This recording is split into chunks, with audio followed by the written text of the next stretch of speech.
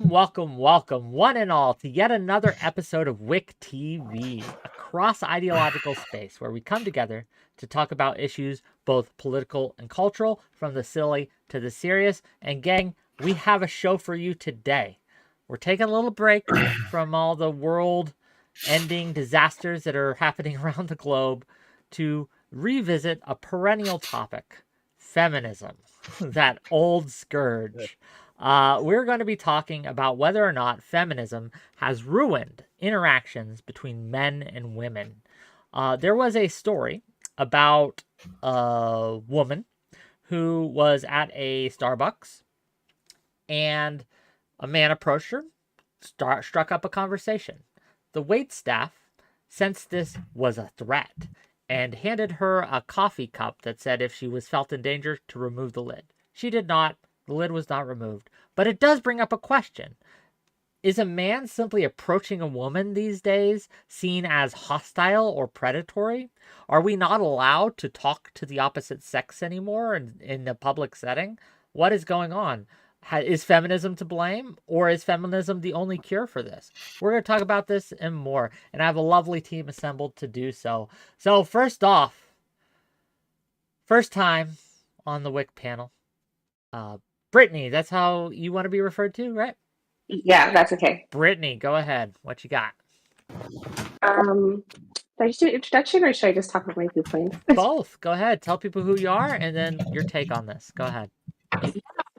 So I'm Brittany, and this is my first time on this channel, or pretty much doing a panel debate. And my view on feminism is that it's shifted a lot from how it used to be. So, we used to have things that we were actually fighting for, like equal rights, equal pay, being treated fairly in the workplace. And now it's sort of shifted to this over-sexualization of women and sort of exploiting your body to feel empowered. And when it comes to the whole Starbucks thing, I think it is difficult nowadays for men to approach women because of the fact that certain actions are seen as predatory behavior, even though they may be harmless. We've kind of gotten to that point in mainstream media where everything a male does is deemed predatory. So, yeah. Well, thank you for being here, and I'm sure we'll get into it as we go. Next up, no stranger to the channel, no stranger to my heart, Fairy Queen. Go ahead. My take on the cup is very simple. I think it is a tad bit of an overreaction, but overall, I think it's a sweet and mostly harmless gesture in the coffee shop. I don't think that it was like in that of itself if we're only talking about the coffee cup example. But as to the broader point, which about take on feminism, I think that feminism has certainly evolved, but I think that generally speaking, it has evolved for the better. It is my goal tonight, and I really want to get to the back and forth, to talk about how the perceptions of mainstream feminism are false. That in fact, many of these superficial, commercialized perspectives that we have on what feminism in the third and fourth waves are, is in fact a superficial understanding of what the great gains of feminism in the 21st and the late 20th century. And finally, as far as it being difficult for men to approach because certain actions might seem predatory, in my opinion, you can find examples of countries which are very non-feminist, which also have paternalistic views on protecting on women. And we can get into more of that in the back and forth. Okay, well, thank you for being here. We'll get into it.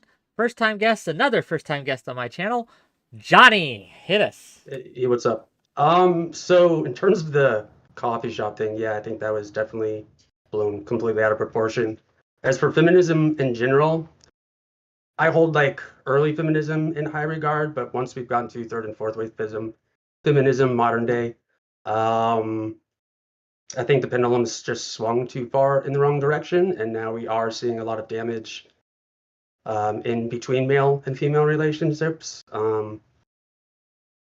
just for a variety of reasons. I'm sure we'll get into it. So yeah, just leave it there. Short and sweet and to the point. We love it. We love to see it. Thanks for being here, and I am sure we'll get into it as we go. Next up, second time on my show, Mooncake. What you got? Yeah, second time on the show. Thank you again. Just relating to the Starbucks story, I actually think it was perfectly fine. She didn't embarrass him.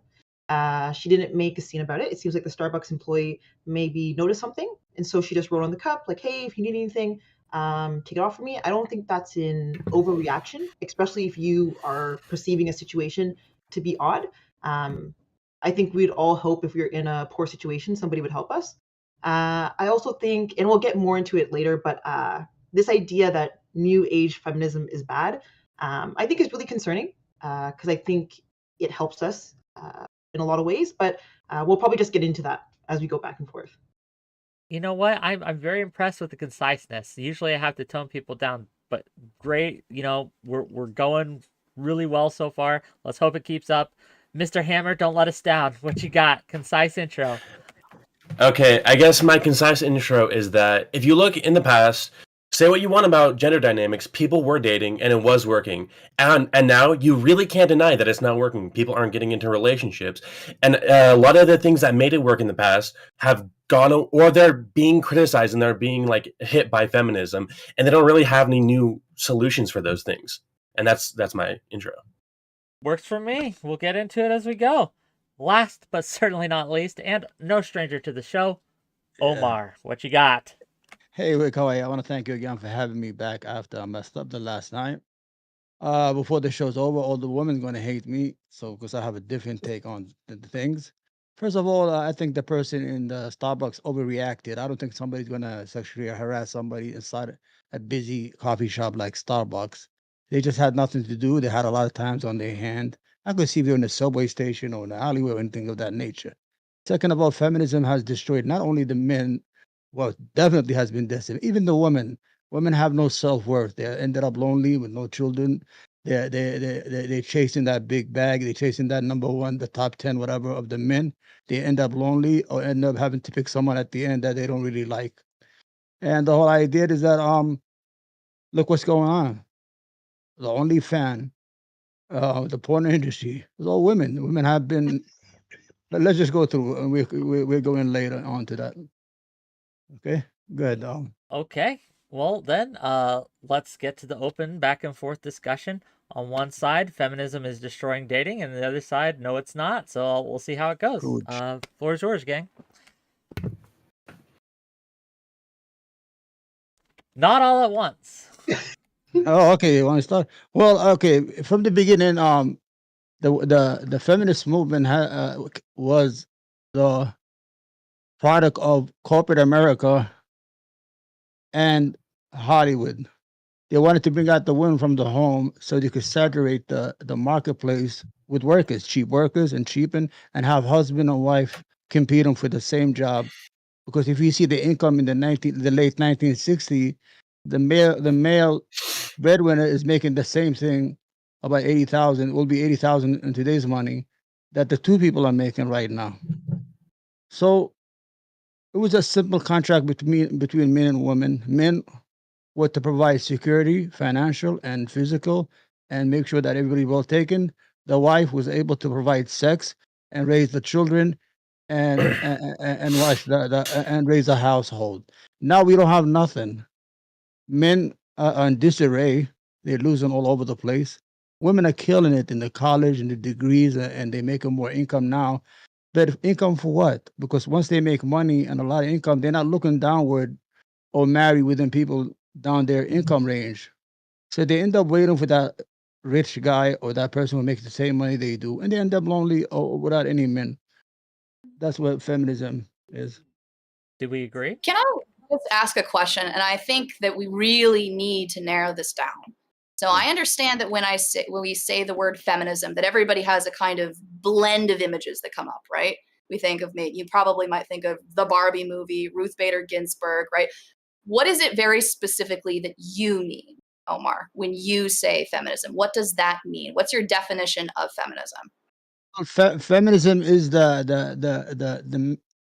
turn women into men, where men are competing with their husbands or their other halves in the job market. Every morning that feminist woman will get up, she'll get on the train, and her husband will get on the bus. Children are not raised well for 12 hours to 10 hours while they work. I don't mind if there was feminism for the right to vote, to be represented.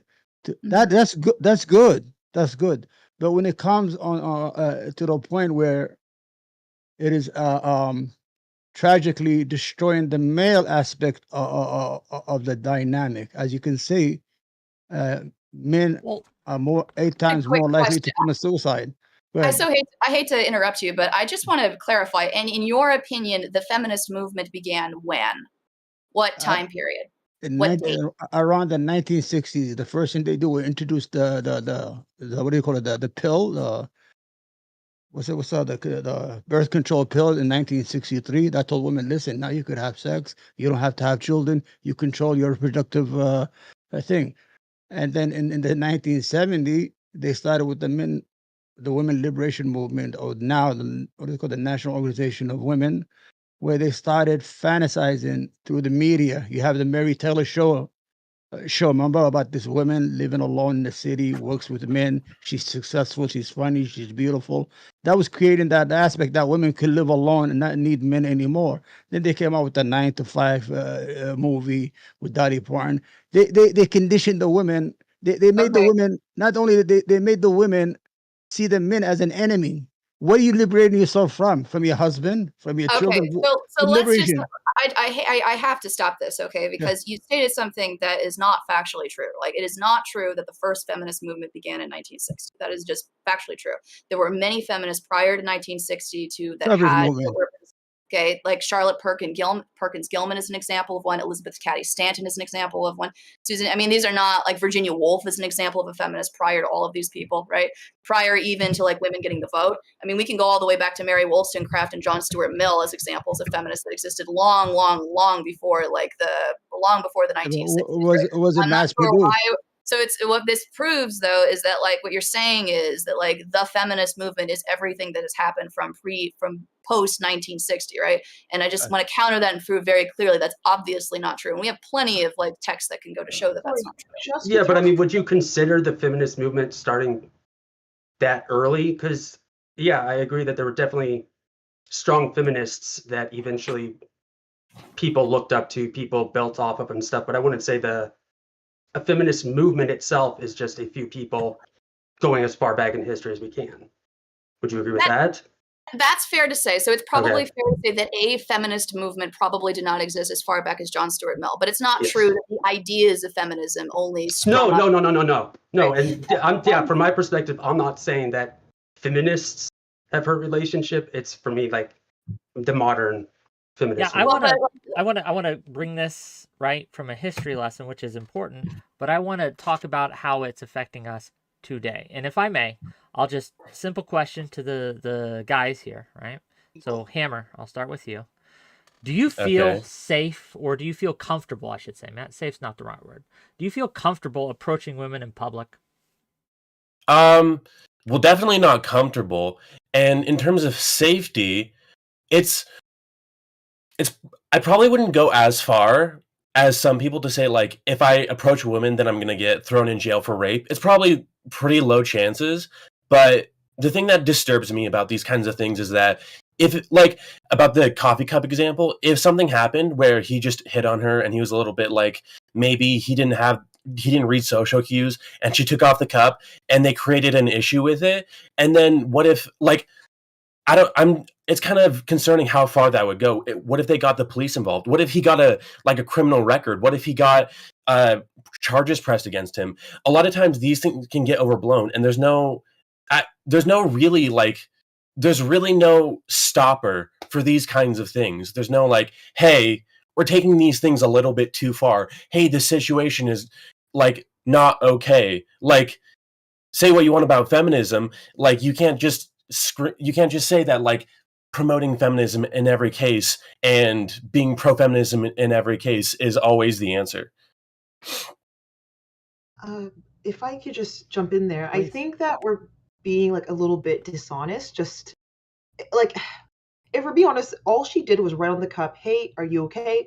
We weren't there, so we don't know if this guy seemed a little off, if he just seemed a little weird. Maybe she got a weird vibe. Maybe the girl he was talking to was looking around, didn't know what to do.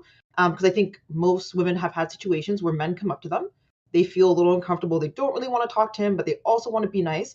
I think the Starbucks employee handled it really well. She didn't kick him out. She didn't say anything to him. She wrote on the cup. Nothing happened. Also, you can't just get arrested for talking to somebody. So this idea that he could have gotten charged or arrested, no, that's not going to happen unless he does something. If she would have taken the top off, maybe she would have told her to go to the back, right? Hey, just leave me alone. People can be assaulted in public places, in private places. It doesn't matter where you are. So I think that's just something we do have to consider. Can I go? Yeah, Okay, feel the free to part, respond, yeah, gang. yeah, Look, hold on, hold yeah. on. I'm trying to get you you- guys to like loosen up, No, right? no, Maybe, yeah, I'm maybe gonna loosen up. I'm soldiers, gonna, just but throw I'm some afraid bows, get on in there, right? Let's no, go. High I'm energy. afraid to loosen too much and get kicked out. The whole idea, I'm not worried about the what do you call the Starbucks incident. The whole idea is men between the age of 18 to 30 are either unemployed or have no access to the vagina market, have not had sex, or either are virgins, or don't have no income, or don't have the education that is in contrast to the women. Women are more educated by the age 30. They have better income. They're more well established in this But that's time. men's fault. That's men's No, fault. hold on. Wait, I wanna how's give you that men's fault? Hold I'm on, sorry. hold on. Let me finish No, my let's thought. finish, Okay, but guys? I want this back and forth too. The whole idea is not about approaching women. Men are not confident to approach these successful women, and women are not looking for these men. They are looking for women who are older or have more income than they do. That's why you have the incel movement. They can't even access the vagina market. They go nuts. They turn to terrorism, and you have men are committing suicide. Out of 10 suicide, 8 are men. And you have men at that age, young, living in their mother's basements, playing video games. The men have been destroyed not only by society and emasculated by society. Called you're toxic. Oh, you're anti-woman. Oh, you're this. You're that. Men have been burnt for a long time, and they are paying the price for the feminism. So is women, but women don't realize it. That feminism has turned them into just 304s. Told you you're ugly, you have to get new breasts, you have to get a new ass, you have to get new lips. They have made you just another a product like Ford Motor Company. You're not a woman no more. You understand? Okay. Good. So And you're just talking I consumerism wanna at hear that from point. That's not really Brittany. feminism. I want to hear from yeah, Brittany, then I so want to hear from I want Mooncakes to answer the question that was asked to her. But Brittany, then Mooncakes, and then I see you, yeah, Johnny. Don't worry. so there's a couple points. So I do agree that modern day feminism, like my stance on it, is that it's gone a very different route than what it was before. But to your point, the empowered man, sorry, is that you're sort of blaming women for men's downfall, right? Men seemingly want a beautiful woman who wants to stay at home. Like they want a traditional woman. A lot of men want traditional women, right? Women now, they have access to education, they have access to resources. So they're able to level up and earn, their place in society. And I think that's intimidating to a lot of men, right? Which is causing this shift in dynamic. Women are not like they don't have to support on men anymore, which is fine. But you can't see that you want a traditional woman, but you don't want a woman to look at your income, right? For me, for example, I don't mind dating out of my tax bracket or dating a lower income man or a higher income man. It's not about that. It's about the personality and the person you're with, right? But this generalized idea that women are the downfall of men and they can't get vagina because women don't want to deal with men living in their mom's basement. How is that the woman's fault that they don't have ambitions or goals or, something to look forward to? You can't blame women. You have to blame the mindset of the person who's staying in that dynamic. It's destructive to both sexes. If you don't have a strong, successful male to counterpoint a strong female, then you have no society. What do you guys want? What do you want to run around To without make no? the penis port What more do you wanna- attractive. Otherwise, nobody's gonna come. That's what, right? No, Because no. the answer is if you want You're- people to you're engage, not. listen, you use the metaphor of the vagina market. It's only fair, folks, Wait, I have a okay? question. Listen, Women Because are it not- seems like you want women to settle, right? You want them to No. settle for, hey, this is what I have to you want offer. the Shakespeare female Take it, moment. right? And I don't Can I think get that's in? fair for having women settle for that sort of standard when it's She was not settled. not real life. What's your success? What did you succeed at? Nothing. What do you make more money? You're all alone, lonely. You got a cat and a dog in the house. You're chasing that high value man. You're never gonna get him. But Not every woman is chasing a high value man. A woman have just chasing companionship. hold on. Have a woman between the age, I think, of 18 to 39, 24 to 39, have no children. When are you gonna have children? When you're 50? What's wrong with you? You're not gonna have a society. We are still animals in the sense of animal in the animal kingdom. We have to reproduce. We have to have the family unit. You have to raise the next generation. If you can't raise the next generation, you're not gonna have a nation. You're not gonna have a society. What are you gonna do with the money? Eat it? And that's fair, but I also think that men also want this lifestyle where they want women to stay at home, but they also want their women to go 50-50. If you're willing to provide that lifestyle for your woman to be I don't want no. I've never heard that before. No, I don't want no woman. No, that's all. Do you think when we go out on a date? Oh, how much money you making, Stacy? Huh? How much? What degree do you have? I don't if care. people are asking that, that's crazy. If you're Oh, this guy. These are low lives. No. I'm tired I don't of want this your money. I don't want your money. I don't want your money. Okay. I don't want you. Hold on. I don't Stop, want your money. Stop. Hold on. Stop one at a time. No one can hear either one of you. I don't want your money. I don't want your education. We got it. We got it. I want the wife. Yeah. Saying this over and over again because I'm tired of hearing this, okay? And it's just not true. It's only true for some men and some people in some socioeconomic brackets, okay? Yeah. If you're somebody who's new money and you come from and you worked really hard, you probably don't care, right? If you're somebody like Elon Musk, you don't care. However, if you come from old money, if you are of the Clintons, if you're the Obamas, if you're somebody that's of Upper East New York and you go, people in upper and class and upper middle class do not date like people in middle class and people of lower class. They do not date this way. They date people like that's very true. Are you kidding me? Do you think Hillary Clinton could just bring like somebody like Elon Musk ripping through the Rose Garden with his Lamborghini, his $10,000 pinky ring, and he could knock it on the table? What I'm saying that women, and the reverse of this isn't true either, by the way. Okay, President Obama could not marry somebody like Kim Kardashian to be his wife. He had to have Michelle to be the first lady. That's simply the way it is. When you are somebody. No, listen, if you don't care about being somebody who has significant political power, if you don't care about being in the upper class, upper middle class, that's not something you care about, then sure, that is true. But then you lose out on receiving respect from your community. It's a huge deal. People in upper middle class, they care about what jobs you have. They care about like how you make your money. Do you think Kim Kardashian is a role model? She's a hoe. Who the hell wants that? Okay, we got to get other people in. We got to get other people in. Yes, we got to get other people in. Go ahead, Hammer. And I see. Are you married? I bet you don't have nobody. Are you married? Okay. I can't see the names. Why can't I see the names? Everybody sees the names except me. You got to move your mouse over the Discord channel. Yeah, mouse over there. Okay. I have a question for.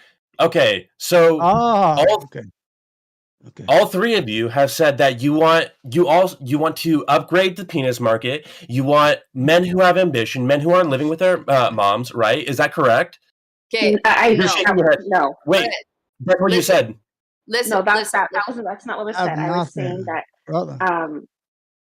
women have resources and opportunities now, right? If the man doesn't have ambition, he's living in his mom's basement. That's not based on what a woman did. That's based on his own personal decisions. Has nothing to do with me. If you decide you want to stay in your mom's basement and play video games, how does that affect me? Well, did I tell you to go in your mom's basement and play video games? No, you have to have that mindset. Like, okay, I want to upgrade my life. I want to go to school. I want to get a career. I want to do something with my life. That has nothing to do with what a woman says to you. But that's not what we're talking about. That's not what we're not talking about. Wait, no. What are we talking about? Go ahead. What we're talking about is whether or not women are selecting men. We're not talking about blaming men for their own decisions. We're talking about whether or not you want a man with ambition, whether or not you want a man with money, whether you or not you want a man with resources. So, as women, are you admitting that that's something that you're looking for? No, women don't care. So you don't care either way. Really, for me, right? When I'm looking for companionship, I'm looking for what we have in common. If I'm doing better than you in life, my goal is to help you get to where I am. I want to help you succeed. I want to help you achieve your goals. I'm not here to select the best looking man or the man with the highest value or the man with the most money. That's not what I'm looking for. Oh, yes, you are. Well, no, that's kind of what you're saying, right? You are, not you, but the majority are. Women hold on, Hammer. Omar, you got to let other people get in. You got to. I promise we'll get to you. I promise we'll get to you, but you gotta You cool your My jets a little apologies. bit. Go ahead. Go ahead.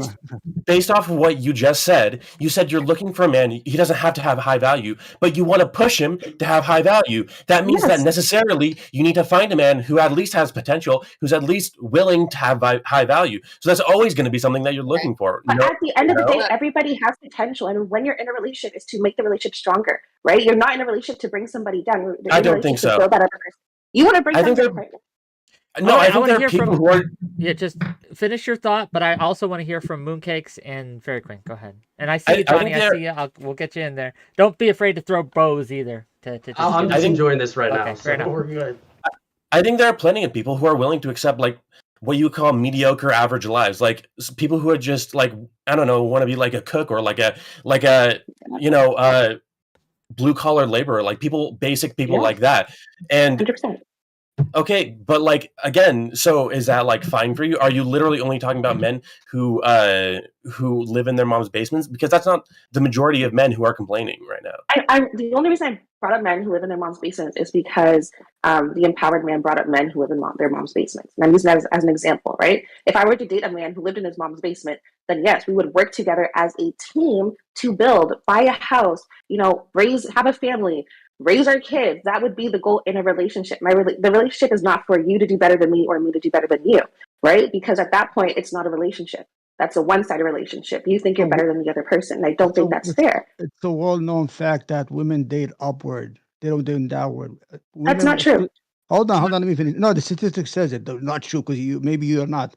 But most women don't marry below. Women are not providers by nature. They're selfish. They don't share their wealth or their money. Only maybe with their children. They'll never share or have a husband who doesn't have. You think a woman?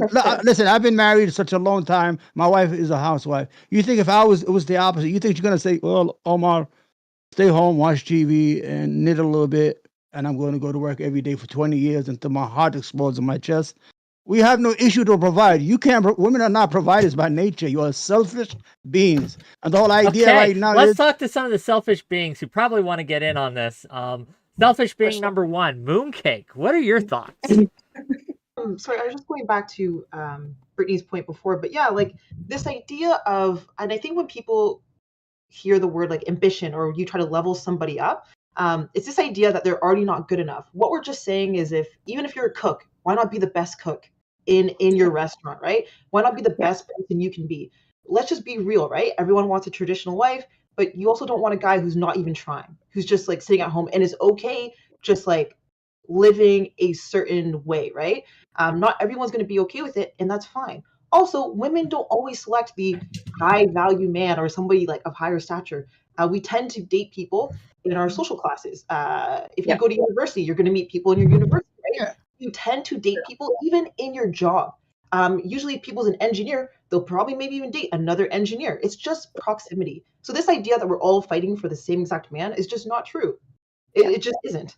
80% of divorce is initiated by you girls because you're greedy. Yeah, but that's because most often they have to file for divorce because their husbands leave them with the children. They don't care about filing. That's please don't throw that. You're filing for divorce because you're the just don't give a selfish damn being. about filing. Okay, somebody's got to pull the paperwork, and they have to do it because they have to have the benefits and the resources. They usually abandon the children to provide for them, and that's why men don't initiate divorce because they lose out. Because they have to pay. They abandonment and they leave their wives and they leave their children behind to go off with somebody else, and that's why. And so they don't initiate it because we're talking about normal benefits out of initiating divorce. We're not talking Women about have to rely upon child support to support their children that they're left with alimony to help to support themselves, which is a pitiful penance. Because they make money, they get divorced, and they get alimony. They get divorce happens is that you go straight down the poverty line. Hold on. You are a single mom with small kids. That's what that means. The reason why they should file for divorce is because I bet she's not married. I bet you don't have a man. Listen, I bet you're not going to stay married very long, and if you keep talking like that. Oh, I've been married a long time. I got kids. I know how to raise my family. I'm probably the most stable thing in society. Hold on, let me respond for a minute there. For a minute, What's his name? concisely. What I was gonna say, we she want back and forth, not lectures. they initiate divorce on the basis of sometimes they make more money from getting divorced. They get alimony, they get the house, and the douchebag like me get kicked out of the house and sleep in his car. You see how many men are kicked out of their homes because women initiate divorce because they see it more profitable to get rid of the man than to have him in the house. When alimony, they're yes, not. and also they're not paying child support. and also when a woman's first option is never divorce. There's steps that lead to divorce. 80% is initiated by women. 80%. That's weird, isn't it? Because they probably exhausted every other option. The last final option is divorce. They probably asked for everything else, and they were not receiving it. And the last option is, this is not going to work. I'm not going to be unhappy. I want to be happy for my children. I need to leave this person. There's counseling, there's therapy, there's talking it out, and some of those things are ignored until divorce happened. Then it's, oh my gosh, what happened? I told you everything that I needed, it wasn't given to me, it wasn't provided. And then what happens is divorce happens. The whole idea is that women usually end 1/4 of women end up in their 50s with a cat and a dog, and they puzzles or the New York Times puzzle. Totally. And the rest, hold on, and the rest. Wait, hold on. Anyway, why would they do that though? And the only reason why you're paying alimony is because men tend to make more money than women. When women make more money and they have a higher salary than men, they are the ones that pay alimony. That's how it works. It's whoever has more higher income. It's not based off of gender. And women you don't get to have it both ways, by the way. You want women to go all the way down to not focus on work, to not have lots of money, but at the same time, you also want it to be the same case that, oh, you should marry.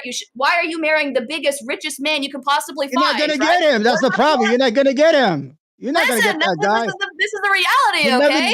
You never do. You chase that bag. You chase that bag until you get old.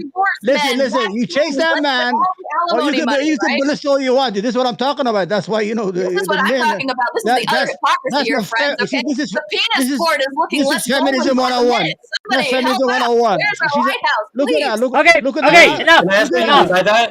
Wait. Enough. That's Feminism 101 right there. Look at her. She's barking. She's an alpha male right there. That's not a woman. That's a man. Enough. Right there. Amazing. I want to get Johnny, who's been trying to get in, who hasn't said much.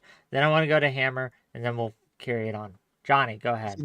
Yeah, so this whole divorce rate thing, that's kind of just, I'm on the girl's side on this one. That's just a stupid statistic. That has nothing to do with it. For me, then all this, I don't agree with the guys either that all these women are just trying to get the highest value men either. That's not how it works. Oh, yes, they are. But the problem I see is that we have gone with more modern feminism. This is where my problem lies, is that we have raised girls from a young age to be self-sufficient, independent, which is great. I'm not saying that's not good at all. But by the same time that we've been doing that, men have been pushed aside a little bit. That's why we do see Can you give me an example drastic of that, increase. of men being pushed aside? Can you give me an example of men being pushed aside? Yeah, I'm going into that. So we can look at the most common studies is that you look at college graduation rates. It's not that just women are overtaking men, it's that less men are going into college as well. You also see that the high loneliness is up across the board. Men's is a little bit higher, but it is men and women. Same with suicide rates and stuff like that. So I'm looking at feminism, and I'm looking at very specific examples of the hyper independence, the hyper sexualization, girl boss, I don't need a man type stuff. She's right next to you. And then you also got the whole, we do have it that some men, especially in professional spaces, I say, or even just friendly spaces, men feel like they have to be more careful because I do feel accusations come out more now. Fair or not. Do you think that's a bad thing? Yeah. False accusations, yes, I do think that's a bad thing. Not false accusations, but I think there's probably minor infractions, I would say, that... What's an example, if I could, just to understand, what's an example of a minor infraction that you feel that someone has been fired over lost their job over, or canceled over, whatever word you want to use here. Anything. You know, a woman Yeah, can put her I husband mean, to jail. She could just call, "Oh, he smacked me." Even if it's a lie, they still take you to jail in New York City. no, Even That if has happened. even if I she mean, that changes has her happened mind, before. even if she changes her mind, they You're still take you reaching to for jail. I'm small serious. example outliers that don't represent the majority here. Kind I'm of. Well, talking about just like, okay. say, like in an office space, it can be little things that I don't know that they get fired, but they would have their reputation damaged at the job or anything Sure. like What that. would they do? What's an Little example? remarks, just saying how if they think someone's pretty, beautiful, they say that girl might not feel comfortable, but if she doesn't say anything and he does it again, then it could become a problem. Little things, as it used to be very common for you to put like the hand on the small of people's back to kind of guide them. Yeah. That's even iffy anymore. So there are boundaries that have basically, with the modern feminism, been extended, and I don't know. It doesn't seem like they're stopping to extend. I want to ask Fairy Queen a question. No, Can you be honest with no, me? no, Armin, we'll get to you again. I want to ask you a question. Listen, Omar, are you stop. married? Omar, please. No, we got to get to other people. Please. We have to make this a discussion. Okay. Hammer wanted in a little bit, and then Mooncakes, and then that's where we'll go. Oh, let's see. Very quick. You said something about how the golden penis markers is decreasing or something about that. Are you talking about like in general men are seeming, or just are you just talking about Omar? I was making a side comment at Omar. If you want, I can seriously answer the question to you. Yeah. You being not serious with me? I don't count. No. You What a I'm lot of vulgar things tonight, my friend. I don't know that Yeah. I really. Okay, But Hammer, what I'm asking about. Yeah, what I'm asking about is the general idea, because I've heard this a lot that maybe not you, but a lot of women are talking about how men are like overall less valuable, but they never really get like talk about why that is specifically. So if you could like, do you agree? Do you see why they're talking about that? I mean, I think that it is that. So I don't know. So I'm just going to be open with you. I'm not entirely sure. I can't speak for all other women, like all of their experiences. I can only tell you like what my experience is and from what I've seen. So in my opinion, a lot of men say that they are willing to cut 50-50, and they say that they are willing to have more back to make things more equitable, but in practice they aren't really, right? So a good example would be paying for a first date, right? Always offer to pay every single time. I always offer to pay, and he always offers to pay back. And usually speaking, the reason why he winds up paying is not because I wouldn't be happy to pay or wouldn't be happy to pay for all of our dates. It's because if he doesn't wind up paying, he winds up becoming upset. Generally speaking, the reason why I do that personally is because I've noticed that like when I do things like that, when I have gone through with things like that, the other man typically doesn't like that. So I've know what my assumption is based off of that and off of some past dating experiences, that there are many examples of things like that that are considered to be feminine roles that men are not willing to take. And I don't mean feminine as in you have to like wear makeup or lipstick or anything like that, right? I just mean like you would be upset with me if I were to pay for something. You would be upset with me if I make more money than you. Gang, I promise you, if you guys pay for me by donating and subbing to the channel, I will not be upset. So please, subs, donos, bits, all that. Super chat. Feminine man. My advice to men is, but like you were talking earlier about like, well, Omar, listen, I'll get to you, my dear, but I have to talk to everyone, okay? You wait your turn, okay? All right, but Hammer, to answer you more seriously, right? Like, I think we've talked a lot about how women try to find men that have roughly their same level of education. A big part of that is not just because it's not because of hypergamy. It's not because you need the best, highest value man. It's because oftentimes when you date men that have less education than you or make less money than you or are in a less better position than you, they wind up feeling competitive with you. They're not happy with you. They get angry at you. They like it causes friction in the relationship. Where the reverse, if you make less money or like have less education, it doesn't. Right? I've even had conversations with ex partners that want to beat me in debates. Right? They want to prove that they're more intelligent than me. Right? As a way of feeling more masculine. Right? And so I think that like the answer to this is twofold. Number one, I think that a lot more women, I think that there is some truth to the idea that there are a lot of women that do care too much about income and do care too much about trying. And I think that women have to should be willing to pay for dates. You should be willing to take responsibility for yourself to be an equitable partner. But the flip side of that is that you need to be open to receiving that, right? You need to be open to sometimes cleaning the kitchen and baking cookies, right? You need to be open to sometimes allowing me to pay for things and to taking charge on some things, right? It has to be a back and forth, right? It's not an either or, right? Ultimately, I think it should be a partnership on what works best. Okay, I have two things to say. I have two things, two responses to that. First of all, and then we're going to mooncakes after that, but yeah. Okay, yeah. First of all, is just where do you think that comes from? The idea that men feel that they need to like prove their masculinity and prove their like masculine value, because traditionally these things would be seen as like value towards dating if you are like smarter or more educated or making more money. So where do you think the urge for men to prove those things to the person they're like dating comes from? And second of all, is how do we approach those problems? I feel like there's like this kind of urge to just say that like, oh well, men are just acting wrong. They don't know how to act. They're acting bad. They're toxic masculinity. Men just act wrong. I think that's like, I don't think we're going to get anywhere with that, personally. Yeah, look at that energy she's bringing out. I think that telling somebody just to go to the gym and work out more and to make more money is not going to be sufficient to getting you a girlfriend, honestly. It has to be more than that. Like, so where did these ideas come from? The short answer is I don't know, right? I mean, I can guess with you. We can try to hypothesize and I could try to pull something out of thin air, right? And I promise you I could pull up statistics in some books that I've read. But in my opinion, from what I have seen, oftentimes men do these performative masculine like acts, not so much for their partners in one-on-one relationships, but more so because of how the rest of society views them, right? More so they're performing for other men. It's part of the reason. They want to show off the fact that they are big masculine men who are able to have this beautiful trophy girlfriend, right? They want to fit the image. And so it's less about relating to me and listening to me and what I want, and more about trying to fit into a role that you want, how you want the rest of society to view you, in my opinion. It's just cultural norms passed down from generation to generation. I think that communicates like a really. I've heard that before, that like even like the men want to impress other men. I think that communicates like a really deep misunderstanding of men.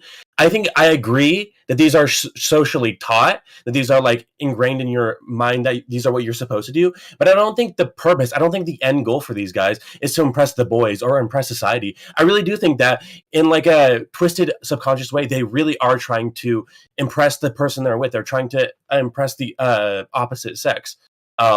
And that's what I would say. I would say it's a lot more simple than like, well, where does this come from historically? I think, where does it come from? I think it just comes from you want to impress the person you're with. And I think that's why these guys are acting the way they are. Omar, I see you, but I want to hear from Mooncakes, and then and then we'll go to you, Omar. Promise. No, sorry. Just to jump in there, just kind of responding to what Hammer was saying. I think we need to get to a point where this might be controversial, but we need to tell men to do better. And when I say do better, I mean, like, as I think someone mentioned here, the college rates, right? They're not going to college. Like, what happened to that, right? More men need to be enrolled. What's going on? How do we solve those issues, right? Modern day feminism also makes it easier on men to talk about their feelings. That's why I think it's such a positive, I disagree. right? Yeah, that's the problem. No feelings. Listen, I personally like when men are emotional, they talk about their feelings. If they're having a bad day, just say it. As you said, the male suicide rates are only going up. And let's be honest, that's because of other men. Other men don't take men's mental health like seriously enough. They just don't. And I think if we start, I guess, pushing them for better things, and when I say that, maybe school, the trades, anything like that, right? We need to move their focus from just finding a wife. They need to be able to figure out themselves first, work on that emotional connection, love themselves, which I know sounds crazy, and then look for a woman. And let's be honest, I think that's why a lot of these guys are struggling. Women are going to school, they're getting more educated. Also, I'm going to say it, when you are highly educated, you like to talk to other people who are kind of in that similar boat as you. But there's not a lot. You're not going to find. This is the problem with you. You're looking for the top 20%. You're not going to get them. No, that's not true. I went to university. Guess what? Very quick, stay. Engineers. Okay, good. You meet med students. You meet whoever. People are going to be lawyers. You meet these people. You want to talk to these people. These are the people you are. I right? Okay, they had a study with the dating app that 80% of the women were chasing the top 20% of the men on the dating That's apps. not a thing. So Like, you guys are You looking for gotta the let her top respond, hold Omar. on. So you made a you claim. What do you think? Do you think on a dating app, someone goes on and says, okay, he has to make $500,000 a year? Yeah, maybe a very small portion of women, but that's not most women. That just isn't. 80% of women are trying to fuck that top 20%. That's the Yeah, problem if with you you. do a study on social media and Yeah. Instagram, maybe, Yeah.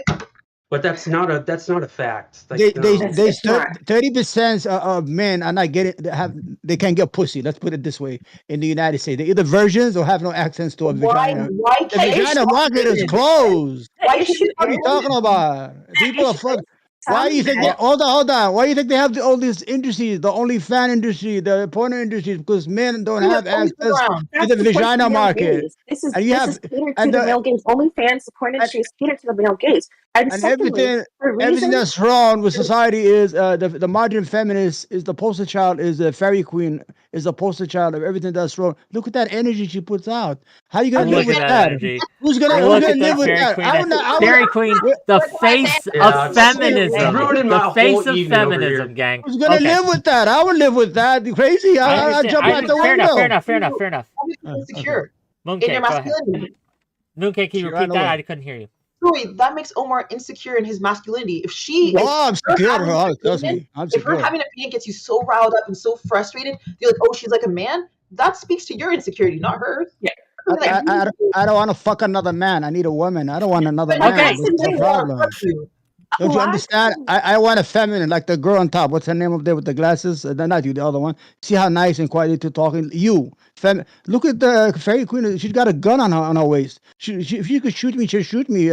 Look how she eats, everything. Look at that confidence. You don't give a damn. She's probably got a dick instead of a vagina. Huh? You're intimidated by her confidence. I'm telling Is that what you. it is? You're I'm telling intimidated by her you. confidence. Most women are. Yes, they are. Guys. No. Women are successful.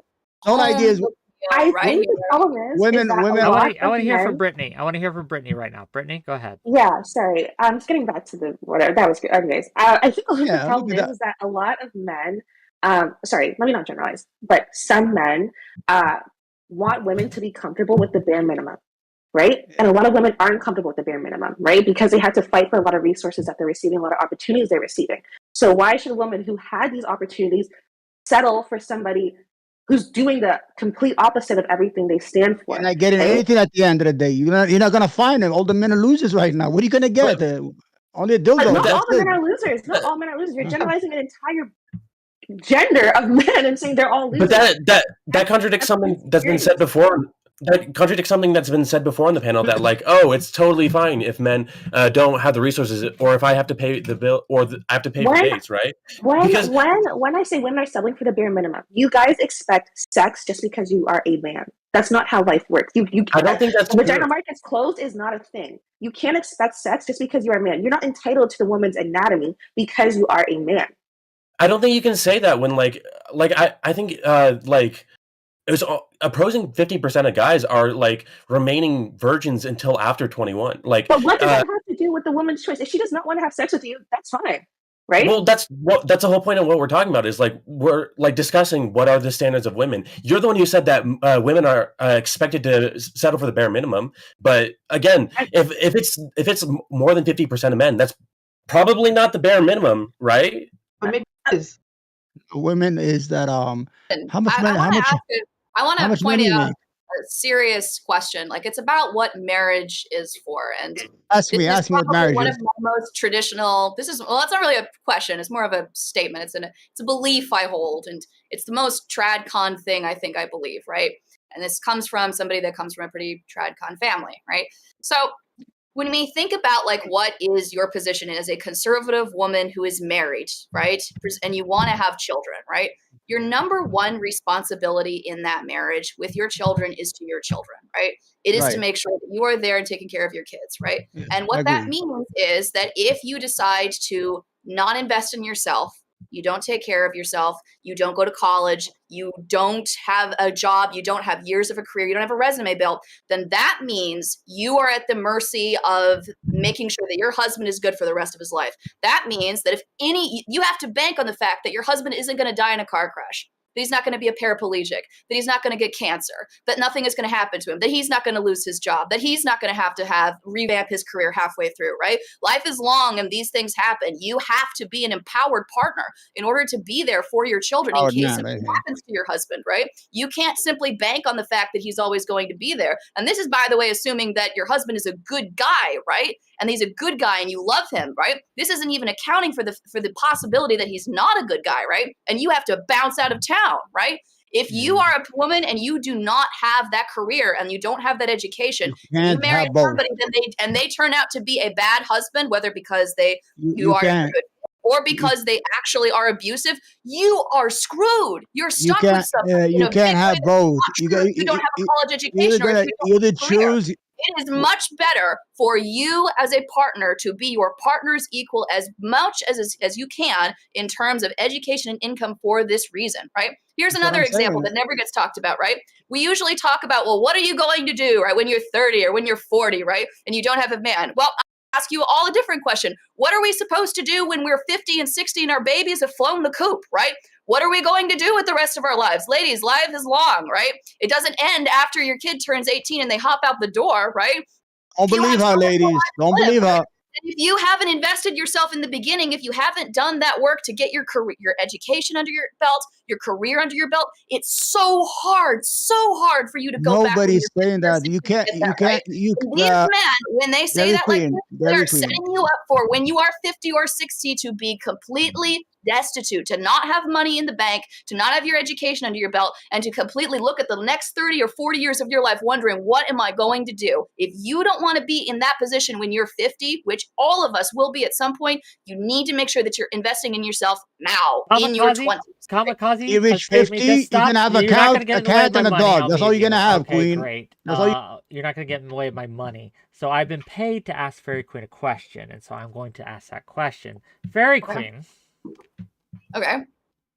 And this is, the rest of you can answer too, but Fairy Queen first. Do you consider yourself a high value woman? And no. Do you even have a fucking job? Kamikaze's words, not mine. And I even have a fucking job. How about that?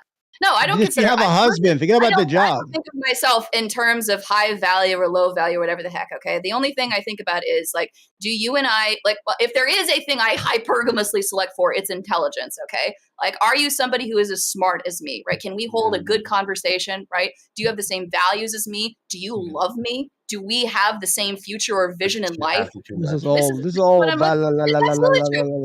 Most of my partners that I have had have made less money than me, and they are less, and they have been less educated than me. But that doesn't mean that they weren't fulfilling partnerships, or I didn't. Do you have a significant other right now? And be honest. Yeah, I do. Think so. No, you don't. Yes, I do, and he's very handsome too. Okay, I bet you he's the most feminist person that you beat the shit out of every day. You will ever be in your life, Omar. I want to get the answer for the rest of them. I'm curious. Johnny, high value man? No, I'm a high value woman. What are you talking about? Yeah, I'm a high value woman. Do you have a job? Yeah. Okay.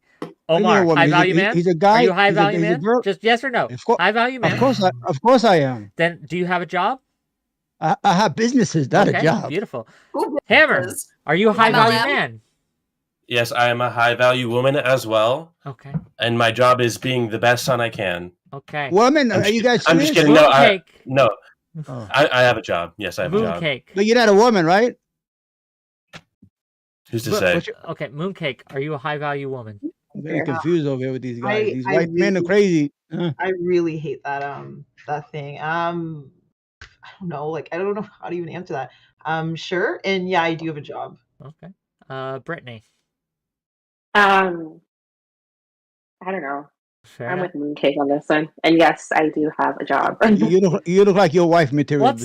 Let's kind of reset this a little bit. Let's rein this in just a small smidge, because I'm hearing from a lot of I've asked some questions of Omar and the men here, but I want to turn my ire of Sauron, my gaze, my spotlight on the women here for a moment, because you've said a lot of things that sound good, but I don't know if they map onto reality, right? So who do True. you think gets more attention from women, right? We're not even going to go with sex, but just more interest in things.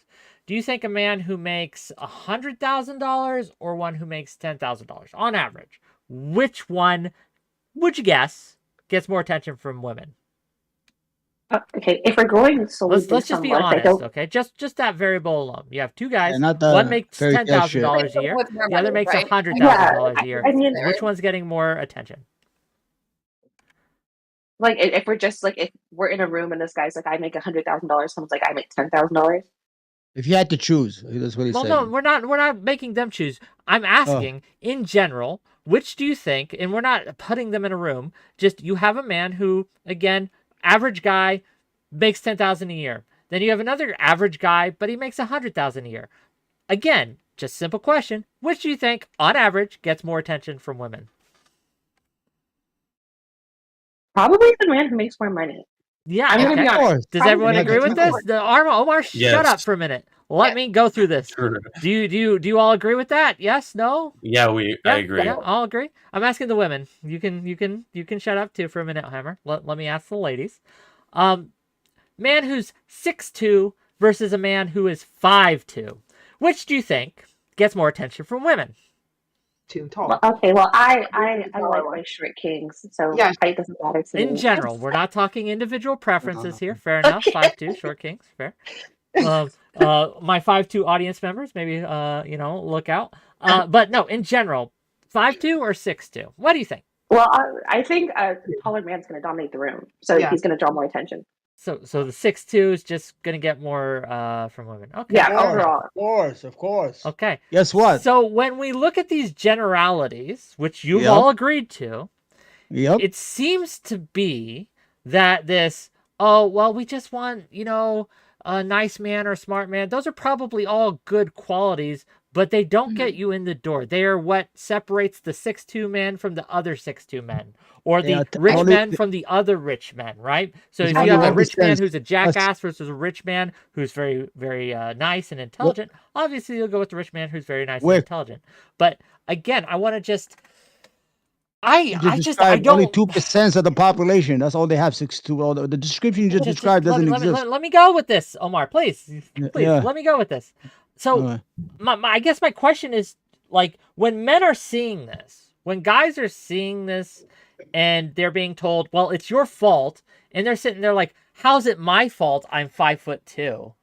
How is that my fault? True. And it just feels disingenuous a little bit. So can you explain this? And we'll go with Mooncakes and Fairy Queen, then Brittany. And I want to hear you guys' answer. Two men, though, they aren't picking women who are over a certain weight as well. Exactly. Everyone has their preferences. So I do think that is something we have to consider, right? For example, like I'm a taller woman, I'd probably look at more like taller men, right? If you're a shorter woman, usually you'll date a guy who's like, I don't know, like 5'2" and up, like just a bit, right? Yeah. It depends on what you're kind of looking for and what you 5'2" also look like. So I think that is something that has to be considered. I don't think every single woman is just looking for a 6'2" man that makes $100,000 a year. I think that's just, to me at least, a little crazy. I was being a little. I was using extremes to, again, illustrate a point. But Yeah. fair enough. Fairy Queen, go ahead. There's an important thing that you said in there, right? Put your foot in the door, right? I think we really need to draw like a big red crayon on, because generally what you're saying is true to, like, right? Generally speaking, like taller men who have good jobs, like those tend to be more attractive, right? That's just generally true. And I don't think anybody at least on my side of the panel has denied that, right? Like that's not what we're saying. What we're saying is it's not sufficient, right? What we're saying is if you want to get a girlfriend, if you want to have a stable relationship, it's not enough to be somebody who's tall and that makes a lot of money, right? And acts like this big hypermasculine thing, right? You have to do more than that, right? Because of the fact that even if having a good job and like making money is attractive, right? The fact that I also have a good job and can provide for myself negates some of the impact of that, right? It means that I'm like, okay, you have a really nice job, but what else can you give me, right? What else is there here, right? Because you're right. because it's true. If I decide that I don't like you, then I'm just going to move on to the next person who also is moderately tall, who also has a relatively good job. There's one more thing I want to say before I pass it off to Christina, and that's this idea of like what masculine. There's this idea that I sometimes hear that is also disingenuous, like on the other side, which is that the most attractive man would necessarily be the most masculine man you could find, right? That is not true, okay? That is just not true. And the statistics don't show that it's true either, right? When we love, there's a study off of Psychology Today. It talks about like men's faces, right? And it talks about like hyper-masculine faces as opposed to feminine faces, right? And this is what it found in the study. All day with What it found like was that. that women prefer moderately masculine faces, right? They generally prefer men who are moderately masculine. What does that mean? It means most women prefer men who look like Ned Stark or Jon Snow, but they're not going for Gregor Clegane, right? The Mountain, right? That's not the most attractive man you could find, right? The big giant, like everybody wants the nice Henry Cavill who's tall and who's handsome, who holds the door open, you know, who's very strong, who's very confident, right? But nobody wants the asshole who's 6'5", 210 pounds of pure muscle, who slams his drink down and calls the waitress all of a whole bunch of names, right? Nobody wants that, right? What you want is somebody who is masculine enough so that they're attractive, right? Somebody who's attractive to you, but is also at the same time not so much into the stereotype. Rick, ask us. You're gonna stay all day, right? Because that's the problem with going too far off to the extreme. That's the poster child of a feminist woman. That's what I'm talking about. This is the problem. You see, that's the poster child of somebody who's trying to be the how do you gonna live with that? How you if I had to live with that, I would jump out the window right away, right now. I'm jumping out the window. Hey, yo, Omar, come on. We already kicked you once for being a little too close to the line. You're getting close to the line. I'm telling you to pull it back a little bit. No, I'm trying to make her laugh. Ask me the what men look for women into. Okay, you know what we look for? I don't care about your education, about your income. My only issue, if you're not a hoe, that's all. In your past, that's not true. Let me ask you then. You see a woman who's 120 pounds, 5'6" or something, and then you see a woman who's 220 pounds, who's 5'6" or something. Which do you think gets more attention from the 120? But if she's a hoe, I don't want. Okay, the 120. Would everyone here agree? Yeah. Yeah. So again, this works both ways. But they're not wife. But she's not. If she's not wife material, I'm just gonna hit it and run. That's all. I'm just gonna hit it. I know what you think, Omar, but I want to hear what Johnny thinks. Johnny, what is wife material to you? Wife material? Yeah, wife material. What do you consider wifing up? What qualities does a woman have to have that you were like, okay, just give me a couple. Give me a couple. I mean, the big thing is companionship. You know, it's got to be someone that I can sit in an empty, silent room and just read books together. You know, I mean, it's companionship. Silent women. Got you. You work well together. Keep silent while you read. What else? I don't know. I don't want to be making all the decisions. I want to share their decisions of the life. So I want someone that's not expecting me to be Omar. And I just, I want someone that I'm sharing so a woman life who with. remains silent but makes a decision. Got it. Hammer, what do you think? What do I look for in women? Who do you consider wifing up? Like, what is like the qualities, the 2 or 3 qualities that you think a woman has to have for you to wife her up? I would say this is kind of I would say like stability, like someone who's like not difficult, someone who's like kind of, I like people who are low maintenance. I like people who like someone you can ignore. Are not. Got you. Okay. Yeah, kind of. Sometimes I'm like, I don't want to make my life about you. Sometimes I'm like, or like people who like are overly like people you can't really talk to, people you can't like talk about issues with, people who are like blow things way out of proportion. That I really don't like that. Other things, yeah, mostly that. Just people who are like chill, I guess. I have to add on to it. I have to take Fair Queen's thing too. My turn, Rick. My turn. The game changer. Okay. Omar, why not? Omar, take your turn. What do you think? Who do you turn consider is wifing up? A wife material is a woman who has a good past, not a 304, who's able to marry me, stay at my home, raise my children, and make me a better man and raise me the next generation. If I'm able to provide for me and her, That's what I want. She could help me. Maybe when I make enough, she could help me get a job at the laundromat, whatever she wants there and here. But I don't want. I don't want a competitor like a Dairy Queen here. I don't want somebody to argue and yell at me all day. I want somebody to shut up. I give my wife only 2 conversations. Remember, I told you that a long time ago. I don't lie, right? She has 2 conversations a day. That's it. After that, we all. But I really, honestly, I want a wife. Conversation limit. Yep, Yeah, I remember. Yeah, honestly, I want a wife that's gonna raise my kids like what my wife does. I have 6 kids, by the way. I have 6. And I want her to raise these children to be good citizens. I want my daughters to grow up to have self-worth. I don't want me at the job all day and she's 12 hours away and she's 12 hours a day. Do you teach And the your streets, hold daughters on. to be these kind of things? Do you teach them to be My- to my- have a conversation limit with their men? Well, my daughters don't talk to men until they get married. We have a different culture. They walk around with a hijab, with the Yeah, scarf. I understand. So they're off the market for any idiot in the neighborhood. Well, what I'm saying is that that's what I want. Because right now, let's say if me and Dairy Queen are husband and wife, she leaves at 7 o'clock in the morning, I leave at 6. She takes the train, I take the bus. The children are daycare wherever they are. They go to school. We come home at 7 o'clock. She gives half a salary a year to people who watch the kids. What do you call them? The people who watch the Babysitters? kids. Nannies? Yeah, babysitter. Yeah, almost Nanny. women pay almost half their salary for nannies. Then what happened? We didn't succeed. First of all, we don't have a life. She's at work and I'm at work. We're like men. Second of all, we're not raising our kids. Then they grow. The kids grow. We have no real relationship with them. Then they become either bad kids. They make trouble for the government and become costly to society. I want to raise women are the foundation of humanity. Forget about that. If women are good and solid, then you have society, and you could guarantee the next generation will be there and will be safe. Hold on. Women raise men, by the way, if they have the husband around. Okay, so that was very nice, Mr. 420. I'm glad that you slammed all the 3 or 4s, but your 420 time is done. Okay, that's enough. All right.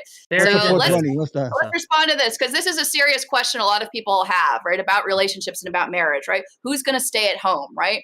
Like, is that something that's really feasible to do? Like, if you have kids, right? This nanny question, like, although Omar is memeing over here and apparently has some weird desire to put me in a hijab, I will tell all of you that this nanny question is a serious question that third wave feminism has wrestled with. And it's wrestled with it for a very good reason. And the reason why is because this is an article written by Caitlin Flanagan in The Atlantic years ago. And it talked about the fact that many professional women's success comes at the price of, like, exploiting many nannies. So many nannies that work for upper middle class and professional class women, for lawyers, for doctors. Oftentimes, these women that would come and work as nannies, they were often did not speak English. They were often immigrants. They were women who were often paid under the table in cash. And so if the mother became upset with them, like in the household, they were quickly dismissed and they had no social security benefit. And it was a consistent problem with many of these nannies. And so the point making within the article. This is the good news. This is the good news for those of you who are worried about this dynamic, right? And the good news is that the world of work has changed, and you're looking at the big reason why. More people than ever, thanks to COVID-19, are now working at home, right? It is now possible for many people in many positions that would not have been possible before. You can work at home and be with your kids. You can be a stay-at-home dad. Beautiful. Job. I like that. We are hold on. There are lots of stay-at-home parents who can still have this availability, and it's not true. I'm going to take a minute to read some of the super chats we got, and then we're going to go to Mooncakes because she had her hand up, and then we're going to go back to you, Omar. And if anyone else wants in, hands. But let me read these super chats because people paid me money. And gang, if you pay me money, I'll read your shit, right? Okay. Money's Give me a good. second. Okay, $2 from Testicle Johnson. Omar, how do I access the vagina market? $5 from Alex Schmidt. What systematic solutions can be put in place to make men less socially awkward and less creepy to the average woman? Not just don't. The issue here is not creepy that the women have. Let me get through these. Let me get through these, and we'll get to them. Okay. $5 from the Temperance Quill. When I'm 50 with my 3 cats, I'll be very happy because I didn't waste the majority of my life trapped with a man like you, Omar. Kissy face. And the dildo. $5. Careful.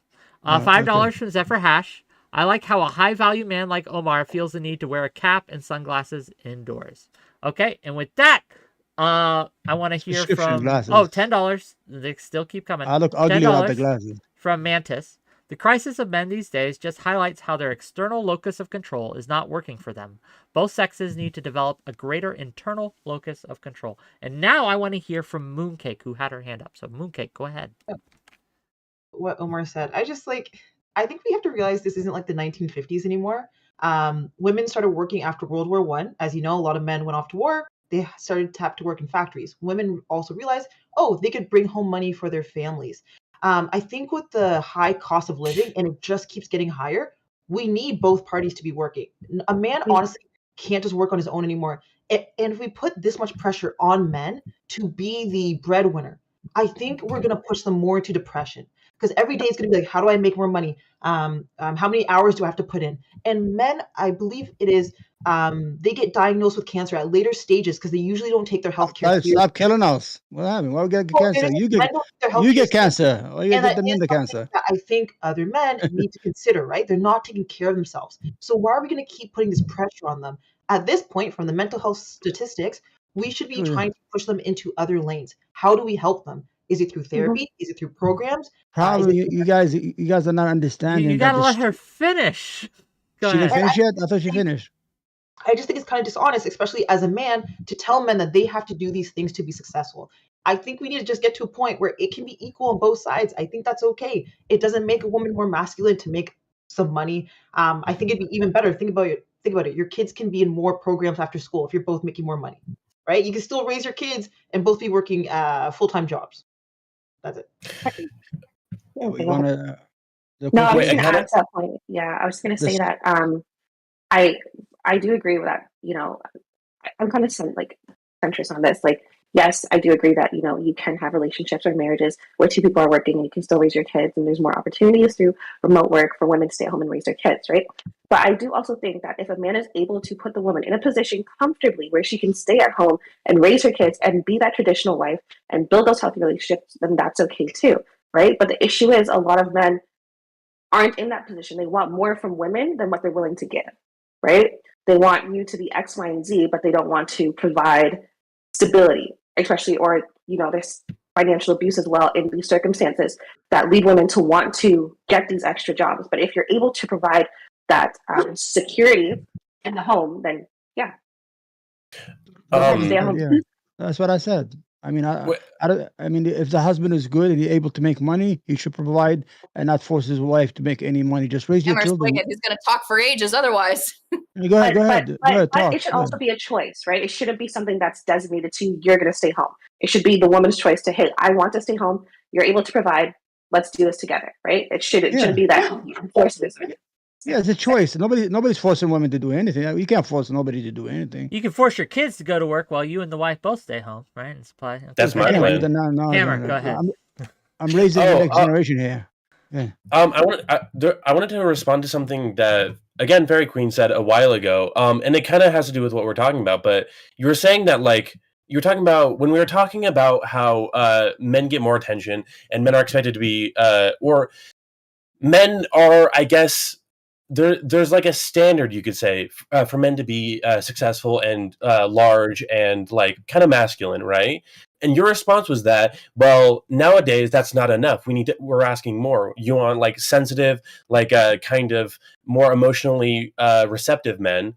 And again, that kind of shows me the problem with like a lot of our new dating standards, which is that for what we expect of women nowadays, it's kind of relieving the burden in that they give them more options. Women can be like, they can have careers, they can do sex work, but they can also do like, they can be at home, they can do like a moderate amount of work and rely more so on their husband. So they do like, I see in my personal life, I see a lot of women working like service jobs where and they do like 30 something hours a week, and their husbands do like 50, 60 hours of blue collar labor every week. And so again, so like there's a lot more like flexibility, freedom for women, and there's a lot more expectations where you have to have the old task of providing and being masculine and being, I've heard this before, the emotional rock of like where you don't need like emotional support, but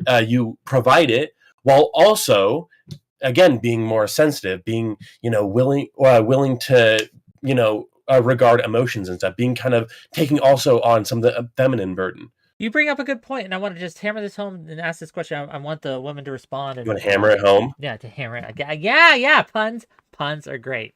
So That's the question. Who's wife material right now in the screen? I'm wife. No, I'm kidding. But no, Sure. I'm not going to judge my pen list like that. Anyway, regardless, let me ask, right? Because Hammer brings up a good point. I want to kind of just lean into it a little bit. When it comes to dating, gaining relationships, we're not talking about in relationships yet. We're talking about getting relationships. Who do you think has an easier time, men or women? Just in general. I'd say women. Sorry. Like Women? getting into relationships? Yeah, just or... getting a relationship. Who has an easier time with that, men or women? In your opinion? Women, of course. I would say women. I generally think women. Women, okay. Like Can I getting say into something? romantic relationships? Yeah, or just a regular relationships? romantic relationship. Mm-hmm. On personally, my opinion, I feel like men have like Men easier have time an getting easier into romantic. time. Interesting. Yeah, and my Before reason we for explain that, I is just want to get the because- answer from everyone if we can, and then we're going to go to you because I'm curious what you think. Fairy Queen, real quick, just men or women? I think that it's easier for women to have sex. I think that it's easier for men to have relationships. Interesting. Okay, Johnny. Who's it more difficult for? Who?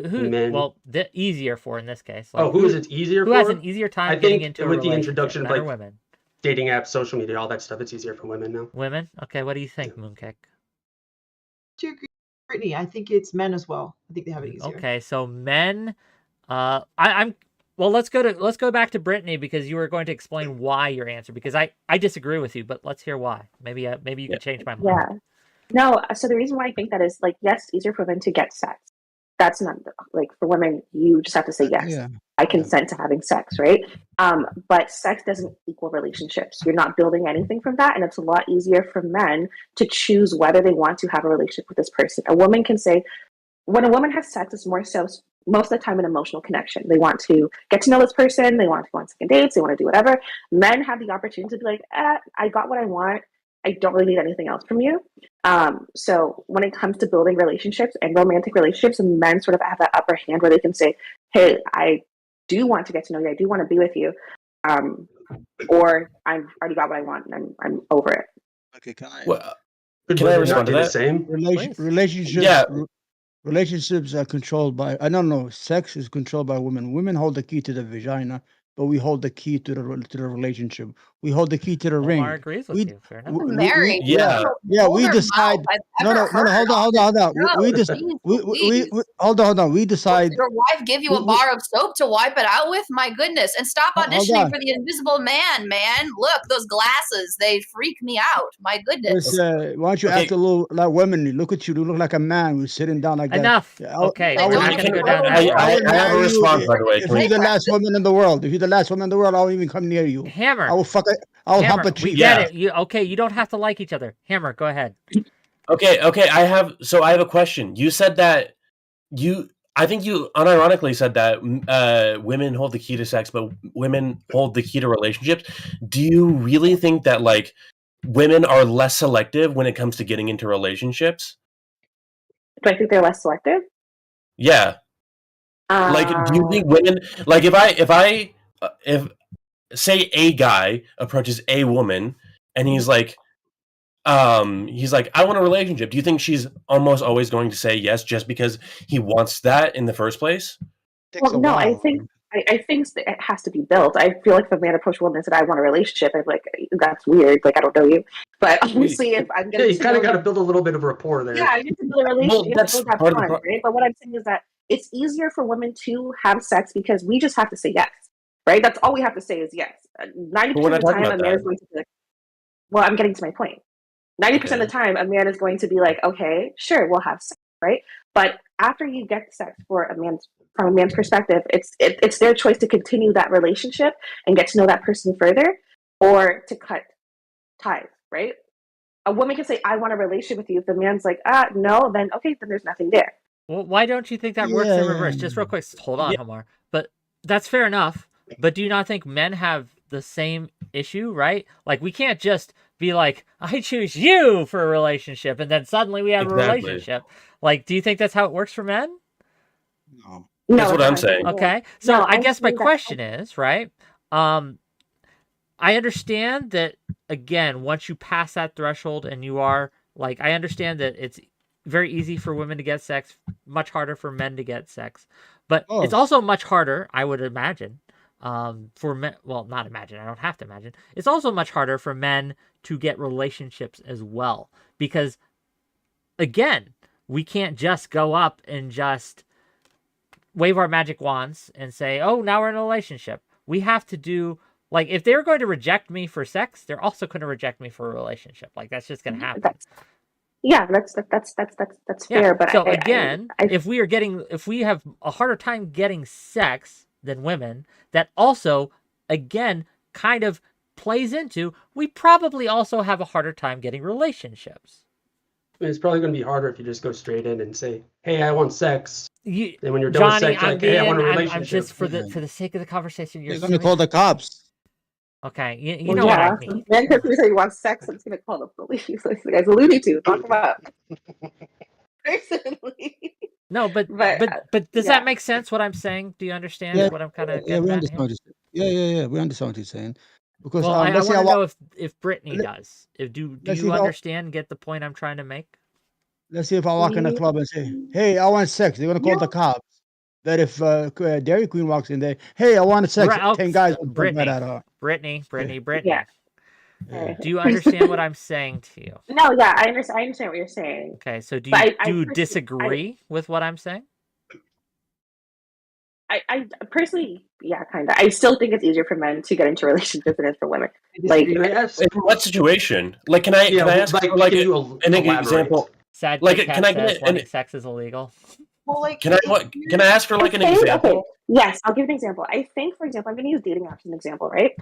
Dating apps have become a quick way to hook up with people, right? It's been a quick way to go on a date, get to know somebody, have sex, and that's it, right? A lot of men go on dating apps to get sex instead of getting valuable relationships. And in that case, it's harder for women to access valuable relationships because a lot of these men on these dating apps are just looking for sex. If a man goes on a dating app and he sees himself finding a long-term relationship, that's a lot easier on the man's part compared to a woman's part. Because women make themselves emotionally available from the beginning. Men are just saying, "Hey, okay, who can I see for tomorrow?" I promise, whether they say they want sex or whether they say they want relationships first, men on dating apps have a harder time, whether it be sex or relationships. I just told and you by 20% Exactly. only and just on the dating app saying by an order of magnitude harder. Yes. Right? Yeah, but also Go the ahead, percentage Mooncake. is off, right? There's like, it's like 3 times more men on dating apps than there are Yeah. women, right? Yeah. So now women can be more selective but because they why have a is bigger that? selection now. Exactly. Why is there 3 times more men on dating apps than there are women? Just think for women, it's a great way to meet people sometimes because a lot of times, as Brittany said, men are just looking for sex. So a lot of women Yes. don't even bother downloading the app. Exactly. We already know they're probably just looking for sex. Looking for Or sex, you can exactly. message Or- them. But and hear me But- out, because there are more women in relationships, or more women that are happy outside, just not having relationships. that is true. I mean, I could buy the argument that women overall might be happier right now, and therefore they're not stressing on finding a relationship. I forgot what I was going to say though, so it doesn't matter. All right. It's okay. What are I we just, talking I about? no, Let me I get a chance. so hold on. I want to hammer this point home because I think you're all wrong. Frankly. What's the What about question? me? I What get it about right. me? What's the Am I wrong? question? Stop. I'm the Stop. genius here. Go ahead. Genius. Gotcha. Okay, Okay. but I think we are selling this problem short because, again, by every metric that we've at least mentioned here, men are having a larger struggle with this. Now, women have their own larger struggles. We could talk about when it comes to abuse in relationships, or when we come to talk about when you're in a relationship, who shoulders more of the burden. Y'all win in that. Okay, you got the struggle there. But when it comes to actually getting a relationship, again, men just struggle with this for a variety They of do. reasons. I struggled when I was young. Mooncakes, you said something earlier that I find interesting that I want to talk about. That you said men just need to do better. Do you not think that women bear any responsibility at all in this dynamic? No, not at all. Honestly, I really don't. I think women have been able to move with the times But unfortunately, I think men have been left behind, and I think they've also done it to themselves. There's, I think, this expectation of themselves that they're also not meeting, so they're kind of projecting these issues onto women, right? As we've all said, women are now going to school at higher levels, right? They're more likely to be educated now. That's not the fault of women. I think men just need to do better. They need to stand up, do these things that they've done in the past. They've always had more opportunities, so why not take those opportunities? And I think you just have to hold them accountable. That's Do you it. not think that, like, in terms of everything that we've had, yeah, you're talking about women being more successful and everything. I think too, with comes that is a level of intimidation for men to the women. And then you're here saying that I don't care, fix your own problems. What do you mean by You intimidation? shouldn't. I'm not saying that women should be caring about fixing men's problems. That's not what I'm saying. But what I am saying is people should be caring about fixing people's problems, male or female. We need to work together. If I Feminism can- was not supposed to be, But at ever feminine superiority. It was supposed to be Just real quick, creating the equality. If I just real quick, I want to give. I don't Moon, agree with that I part. see you, Fairy Queen. Don't worry. I want to give Mooncake a chance to respond, but I also want to ask, like, if women have no responsibility here, why are men expected to always approach? And I would guarantee you that again, in general, women just don't approach. They don't have to. Men have that burden, right? Men, and we don't teach them how either, right? There's no class on this. Like, and it's a very, very large struggle because there's, again, as we pointed out, you were seen as predatory in a lot of cases by society if you approach a woman in public. And so we have this issue. So telling men to just do better, right, seems that women have no responsibility. In my opinion, women should be approaching men. At some point, though, I do think it is about personal responsibility. Yes, we could say, okay, let's all work together, but they have to take charge of their own lives. If they see themselves struggling, if they see in their space that men are struggling, they also need to do something about it. It can't be women always fixing these problems. If they see themselves falling behind, guess what? Personal responsibility. That's what we always tell people. And when it comes to approaching, personally, I have no problem approaching men. I know not all women do, but men shouldn't feel that they should always have to approach. There are women who do approach men. But that's a rarity, but yes, fair enough. Yeah, it is very rare. And I 100% get that you're saying that, women shouldn't have to fix men. Men should have accountability on their own. But do you think that women could help, not take it on? How much more can we help? Because that's what feminism has actually tried to do. Yeah, no, I get you. Approach women in general should approach more. I think that would help. But that's not the only thing that's going to solve men. Yeah, I'd say that's just a very small minimum. Because what is the thing?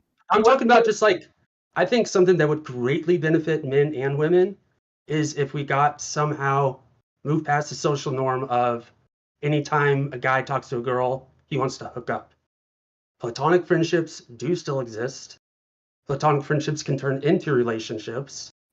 And I think that's something that on both men's side and women's side, that women maybe have their guard down a little bit in very casual social settings. That's the problem, though. A lot of men don't approach just for platonic relationships. They're approaching because no, they might not. No, I agree with you. Because they're struggling dating. Might not. But I know this anecdotes. I've had plenty where, we would go out on a few dates, we'd hang out. We didn't feel it, but we just stayed really good friends, and that was beneficial. Are you asking mental health? If you like them, or because money on dates? Friendship? Things. What? Like, sorry, did you ask them because you were interested in them, or because it just changed? Like, it just turned naturally to a friendship?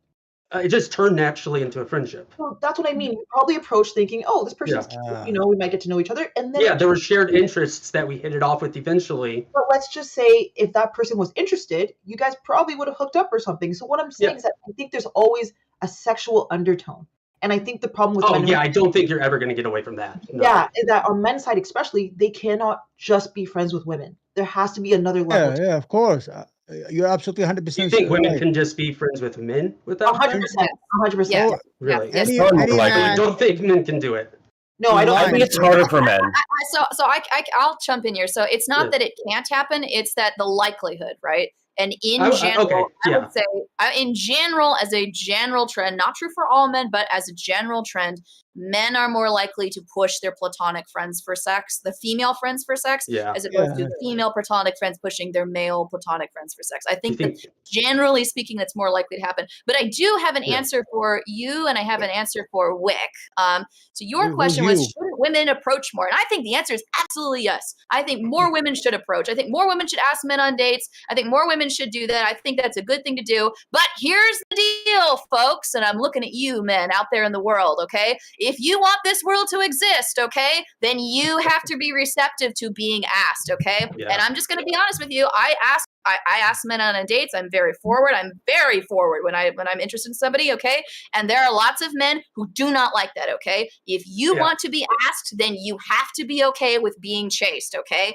And And a I lot won't of men, lie, I'm that- sorry, do Can I not like that respond to dynamic. that? And that boggles my mind. I Yeah, love Yeah, it that- when I get that- approached. Wait, that makes me that's can know- wild to wait, me that men would complain about this, but whatever. Let me respond to Dairy It Queen. goes Good. both ways. Let me All these respond things to go Dairy both Queen. ways. Let me respond to Dairy Queen. But the You're second right. thing is, no, you can't respond because I'm answering the second question, which is Johnny's concern, which is how are you going to help how are you going to help people know and how to approach people, how to ask people Yeah. on dates?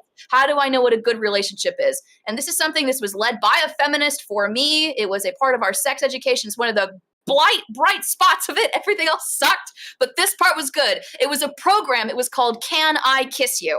And it was led by a man, and he was going on behalf of his sister who was raped in college. And Okay. so what he would do is he would go to different high schools and he would demonstrate. He would pick out a boy, he would pick out a girl, he would have them sit on a stage on a couch, and they wouldn't actually kiss, but he would have them read out a script basically saying, "Can I kiss you?" And then they would practice enthusiastic consent, specifically asking, "Can I kiss you? Can I take you on and apart?" et cetera, in a very explicit way, right? There are lots of things that we do that are age-appropriate ways Yeah. where we as adults can teach kids to how to have relationships. Cotillion is a really good example of this, right? So We for talk now. little kids, like where they have to dress up, the dads bring their little boys, the moms bring their Yeah. little girls, they practice like going on dancing, right? It's very Yeah. awkward and people cry. Dairy Sisters Queen. tell you that wasn't Dairy great. Queen. But the point is, there are lots This of is what I things mean. like This is what I mean. That's a Prom man. and homecoming is even a way to model that, right? Yeah. So I Yeah. think that the answer to that question, one great thing that we could all probably agree on is we should have programs more like that in our sex education. More programs that talk not just about how to avoid, hurting somebody, but how can you say something in a successful, like positive way? How can you ask people? Yeah, I mean, think that's I've thought about that, and I thought about adding outside of sex ed, just having kind of like a social curriculum class, sociology class in like high schools to kind of get a better understanding of human behavior and why we react the way that we do, et cetera, et cetera. Okay. She's right. Men are not. We are have not a really question for friends. you, Omar, from the audience, by the way. I'll let you respond. You can answer this question and respond, but they paid me, so. Okay, all right, but let me answer, guys. As an alpha male, Yes. are you man enough to rule the matriarchy? If so, how will you perform quantitative easing on the vagina market? The fuck did he say? Could you translate that? What he said? Say that again. As an alpha male, are you man enough to rule the matriarchy? And if so, how will you perform quantitative easing on the vagina market? Easy. I will have a law of arranged marriages. Everybody get to marry. The ugly, the fat, the beautiful, the blind, the one-eyed, the one-legged, the four-legged, whatever. Everybody gets to get married. Everybody has to have a wife. That's what they do in some countries in the Middle East. Hold on. But I'm from the Middle East. There's some arranged marriages. Alpha male here, guys. Everybody gets married. Everybody, hold on. Everybody gets Forced married. marriages. You're gonna have sex whether you want to or not. Okay? No incels allowed here. Johnny, pick up your drink, man. Can you put your drink up here like this for me? Put it but closer to the screen. Closer to the screen, okay? All right. Yeah, there you go. Clink. 1, 2, 3. Clink. There we go. All right. There we go. Omar wanted to respond though, so let's give Omar some space to respond as well. So go ahead. Well, me, right? Yeah, you. What I said, I just said it. The whole idea. They say if I was a ruler, right? But you said you wanted to respond to Fairy Queen. I'm giving you that chance. Yeah, well, about the man friend, there's no such thing. Men cannot be friends with women. They're always going to pressure out for sex, or they pretend they want it, but they're going to wait. If they try them, they're going to try it. Second of all, women don't have to ask for guys for a date. There's ways to do it. Just smile. Become more presumptive, do some movement. That's how it starts. When I was in school, in high school, if a girl's like me, she'll smile at me, or if we're going down the stairs, she'll bump me with her arm, and it starts a conversation. Her trying to push you down the stairs. You don't have to be a butch. You don't have to be a butch and walk on. Look at, sit down, sit back, like a woman. Look at all the girls next to you, how nice and soft they are. Please sit back. Okay. Okay. I'm gonna say the exact opposite. So basically, so to the question of what more can women do, I think it all comes down to like the standards that women are asking of men. I think that maybe it's just perception, but men feel like there's like just so much that like they need to get into the door to even start talking to women. And I think the approach issue is a big part of it. Like, I think that if you're I think a huge percentage of these like men who are not getting into relationships, who are staying virgins until they're like in their like mid-20s, I think a lot of them are just kind of a little bit awkward. They don't have the best social skills. They can't really walk up to women and say like, they can't make a good first impression. And I think a lot of times that women will just write them off a lot of times. And I think that if women could do if I could ask any women to do anything to help dating, I would ask them to like give those guys a second chance. I know, but do you have any specific woman in mind that you want to give you a second chance out of curiosity? Your mom. Oh, hey, my mom rejected you though. That's based of her. Go ahead, Brittany. I do agree with Hammer. I do think that right now there is a lot of unrealistic expectations on the younger men, right? You'll see it's obviously, done by social media and media and mainstream media as well, right? A lot of younger women expect men in their early 20s to be financially stable, be making six figures, to be owning a car, to do all these crazy things, and that sets up insecurities in their mind already. So I do agree that there are unrealistic expectations for men, and women are putting these pressures on men as well. And once they don't reach that goal, it's almost defeating. Like, I'm not going to get the woman I want because I don't have this, that, and the third. And maybe it's just different experiences. I hear the six-figure thing a lot in these spaces, and I'm not saying it's exactly wrong. Like, I agree that in general, a man who has a good job and like who is able to support himself, I agree that who is a bit taller is generally somebody that's more attractive, right? But I have to be honest with you, outside of the online space of Twitch poll and the Red Pill spaces, I've never heard a woman tell me that, at least women that I know personally, like in real life, that they need their husband to make at least these six figures. That's an online thing. I have never. That's like an online and like East Coast, West Coast thing. Yeah, but and the majority of America, a lot of young adults are consuming this type of media on social platforms. So it's kind of bringing down men from an early age, saying, okay, I need this, that, I need to have a lot of money, I need to invest in Bitcoin, I need to do crypto, I need to have a large bank account to get the woman that I want. They're only like 18 years old, right? Yeah. And that's very defeating, and it makes them feel insecure. Like, I don't have this yet. How am I supposed to get this? And it puts a lot of pressure on men at a young age. And I think that plays into why men may be feeling awkward or uncomfortable in these spaces. I agree that there is a lot of pressure on men to be successful. I do think that's true. And I do think some women certainly do say those things, right? But I want to offer a counter example, right? And this is a counter example, at least I've seen, and I've dated a few people like this, right? Where you have, a man who is very attractive, is fairly attractive, right?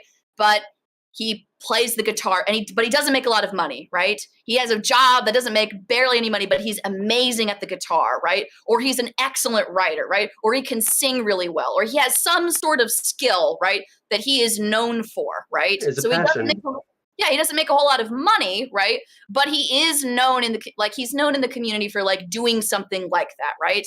So I think that like for a lot of people, I think that the purpose of the money, it's not just because of the things you can buy. It's not just a number that's on the page, right? It's because of the social status that it signifies about you, right? Like, and I think there are other ways that you can still make something of yourself without necessarily being, you know, the six figure making tons of money, right? A simple one would be playing the guitar, right? Being really good at coding, right? Being really good at, I mean, whatever skill you can think of, right? I mean, I've met so many guys, right, who do not make any money, who live in some of the crummiest apartments you can make, but they can sing and they can play the guitar and they're great musicians and they pull girls, guys. They are popular with ladies. It's a true fact. Most musicians live off women. Sorry, I just wanted to go back to Brittany's point, though, just to say that I did actually really agree with you when you said that there's an expectation of young men, especially, and especially coming out of high school, I noticed. But I do think it is perpetuated by other men in the media, and I think we have to be very careful because I do think a lot of these young guys, 16-year-olds, 17-year-olds, are seeing all these like rich dudes get all these ladies. They have a ton of money. They're buying these nice cars, and they think they need to live that exact same life. And I think that's why we're seeing them not go into the trades as much, or they're trying to become like drop shippers, right? And I think that's something we really need to get to the heart of, because I think that's where we're going to see a lot of young men struggling, right? They're not pursuing higher education. They're kind of stuck in like this little like online world, right? They're only seeing what they see on social media. And they think that applies to everyone. And that's the same thing on the women's side.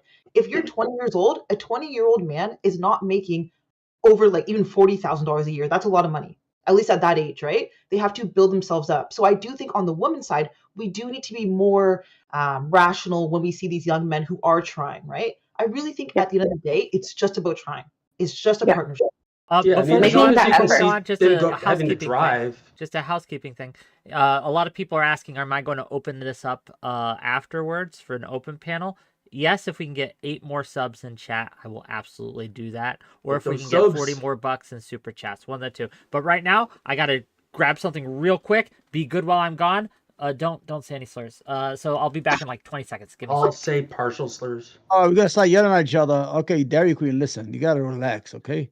If you want to attract men, if you want gotta stop being gross, man. You've said a lot of stuff on here. I gotta say, this like just not okay to say to people, right? Do you just talk like this, like whenever you come on to panels? What did I say? Not okay. Yes, he does. Yes, he This does. is ridiculous. This is so weird. Like, I don't know why you do this. Like, this is bizarre. What's worse is I truly don't think he understands he does.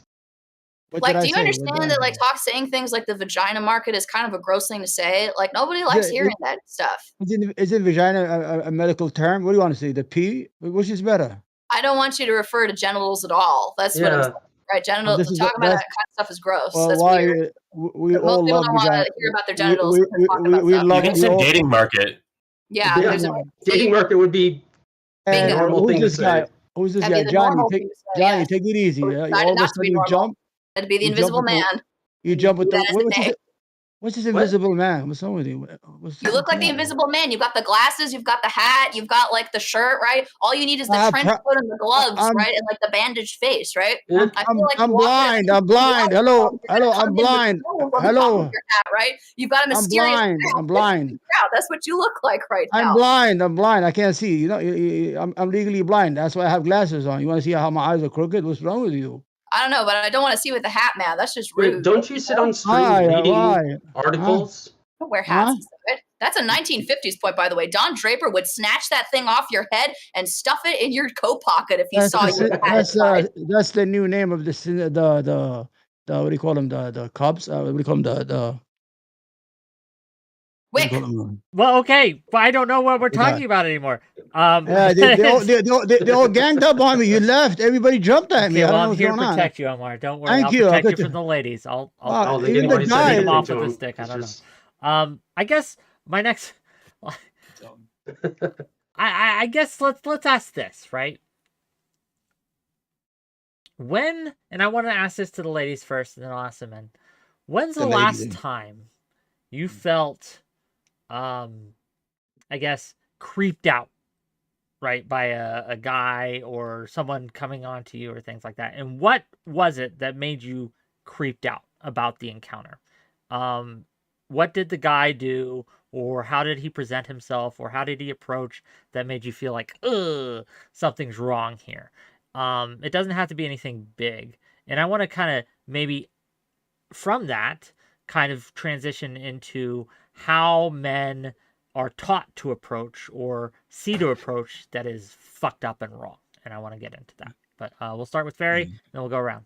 Go ahead, Ferry. I'm so sorry. I did not hear a word you just said. So Wow. start Okay, we'll start with Moon then. Moon, sorry. did you hear what I was saying? Were you paying attention, or do I have to just repeat? I heard. Okay, what do you think? I think mine was like a couple weeks ago. I was standing like just outside the mall, like waiting for an Uber. And this guy came up to me. I could see him from like the corner of my eye. And like at this point, it's like you're done shopping, you just want to go home. And he's like hanging around, but you can tell when someone's staring at you. He came up, he said hello, he didn't do anything creepy, but he got like very close, like when someone's in your personal space. But I had to like take a step back. And I don't like when people do that, right? Like there should be some nice distance. And then like just asking me personal questions, like where am I from? What's my background? Like things like that. I just don't think that's how you approach somebody. Normal stuff. It's just no, I don't think that's inherently normal. Like I don't know. I think it's weird. Especially getting in someone's personal space. I just think is really odd. Okay, So that was definitely creepy. We'll get to these, gang. We'll critique them if you want, right? You Yes. don't have to, but I want to get through it. Brittany, what do you think? What's your answer here? Oh my gosh, when was the last time I was approached? I'm gonna go back to like one that really stands out to me was when I was in college and I went to a party and I was meeting up with someone I thought was my friend afterwards. We go to his house. I was drunk. I just wanted to sleep. Anyways, he tried to make advances at me. Got really weird, and I was like, "This is not okay. I'm gonna remove myself from the situation." So, like, yeah, that dynamic threw me off. I was talking more like a cold approach, though, right? Like, so. Oh, okay. Does that Well, make I guess. Mhm. I don't know. I haven't been approached in a very long time. I don't leave my house. So Fair enough. it doesn't. Okay. Fairy Queen, well, you got a story for Okay. us? Yeah, just a quick The anecdote. last time I was creeped out. Okay, well, that was today, courtesy of the man on the lower right-hand corner. That was some weird shit you said tonight, man. I'm sorry. That was bizarre. But if you want to ask me a time when I've been creeped out, I do have a story. I will try to be brief with it, but it is a tale, okay? I was about 14. Oh, here we go. I was going with my family. We were in Alaska. We were in a lodge, okay? And I'm a part of a big family. My family is a military family. We have 5 kids. I'm the eldest of 5. And my dad brought everybody to the downstairs to give everybody breakfast, okay? And he gave me the breakfast and told me to go upstairs, give this to your mom, right? So I go to the elevator, and a man comes into the elevator, and he stands in the back of the elevator, right? And he doesn't say anything. I go up. I give my mom the breakfast. She says, okay, why don't you take the bags downstairs? I take the bags. I go into the elevator. A man comes into the elevator. The same guy. Immediately I come into the elevator. Elevator goes down. I bring the bags. Dad says, did you bring your mom coffee? No, I didn't bring my mom coffee. So I go and I bring my mom coffee. I go back upstairs. The man comes into the elevator exact same time as me. The elevator goes up. I go into there, right? She's continuing to pack things up. And this goes by and by over and over again. And the man immediately comes in. It's a lifetime story. This is right? Come on, man. Last thing happens, okay? Quick, what is Gives this? me the baby, okay? So I have the baby in my hand, my baby sister. I go up to the elevator. He comes up in middle. It was so creepy and weird. He comes in, and I'm sitting there with the baby. I'm 14, and he looks at me right in the eye, and he says, "You're a beautiful mother." Just like that. And it was so freaking creepy. And then immediately the elevator dings. I go out and I put the baby in the car, so we drive away. And I think I'm going to forget about this, right? This is so weird, right? Then within the week, we are on an Alaskan cruise, right? We're on this boat. And as we're on the cruise, inside of the boat, I look behind myself with me and my family, and he's sitting there right behind me, staring at me on the boat. And he's been watching me this entire time. And he kept watching me as I brought my sisters all the way up to the bow of the boat to get away with him. That was the creepiest thing. That is one of the creepiest things that has ever happened to me. End story, end rant. Sorry. That was the story, though. What do you think about this, guys? Oh, thank God. Well, that's one strategy that I can't rely on anymore. Sorry. Not for Wick, but got excited. No, it's fine.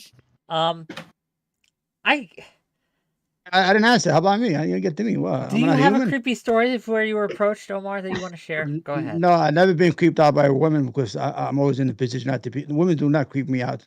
Second of all, what these girls just proved that they need a man in their life to protect them. That's why men are the protector of the woman. You see how that proved my point right there? They're all scared of guys. They need a man, a husband to protect them. That's what men are for. Now, what Thank these you. stories prove is that women need to become gun owners. This is what this proves. No, Okay? it doesn't. You need a husband to Gun protect you. range. We need to go for gun rights, guns for feminism. Wick, Okay.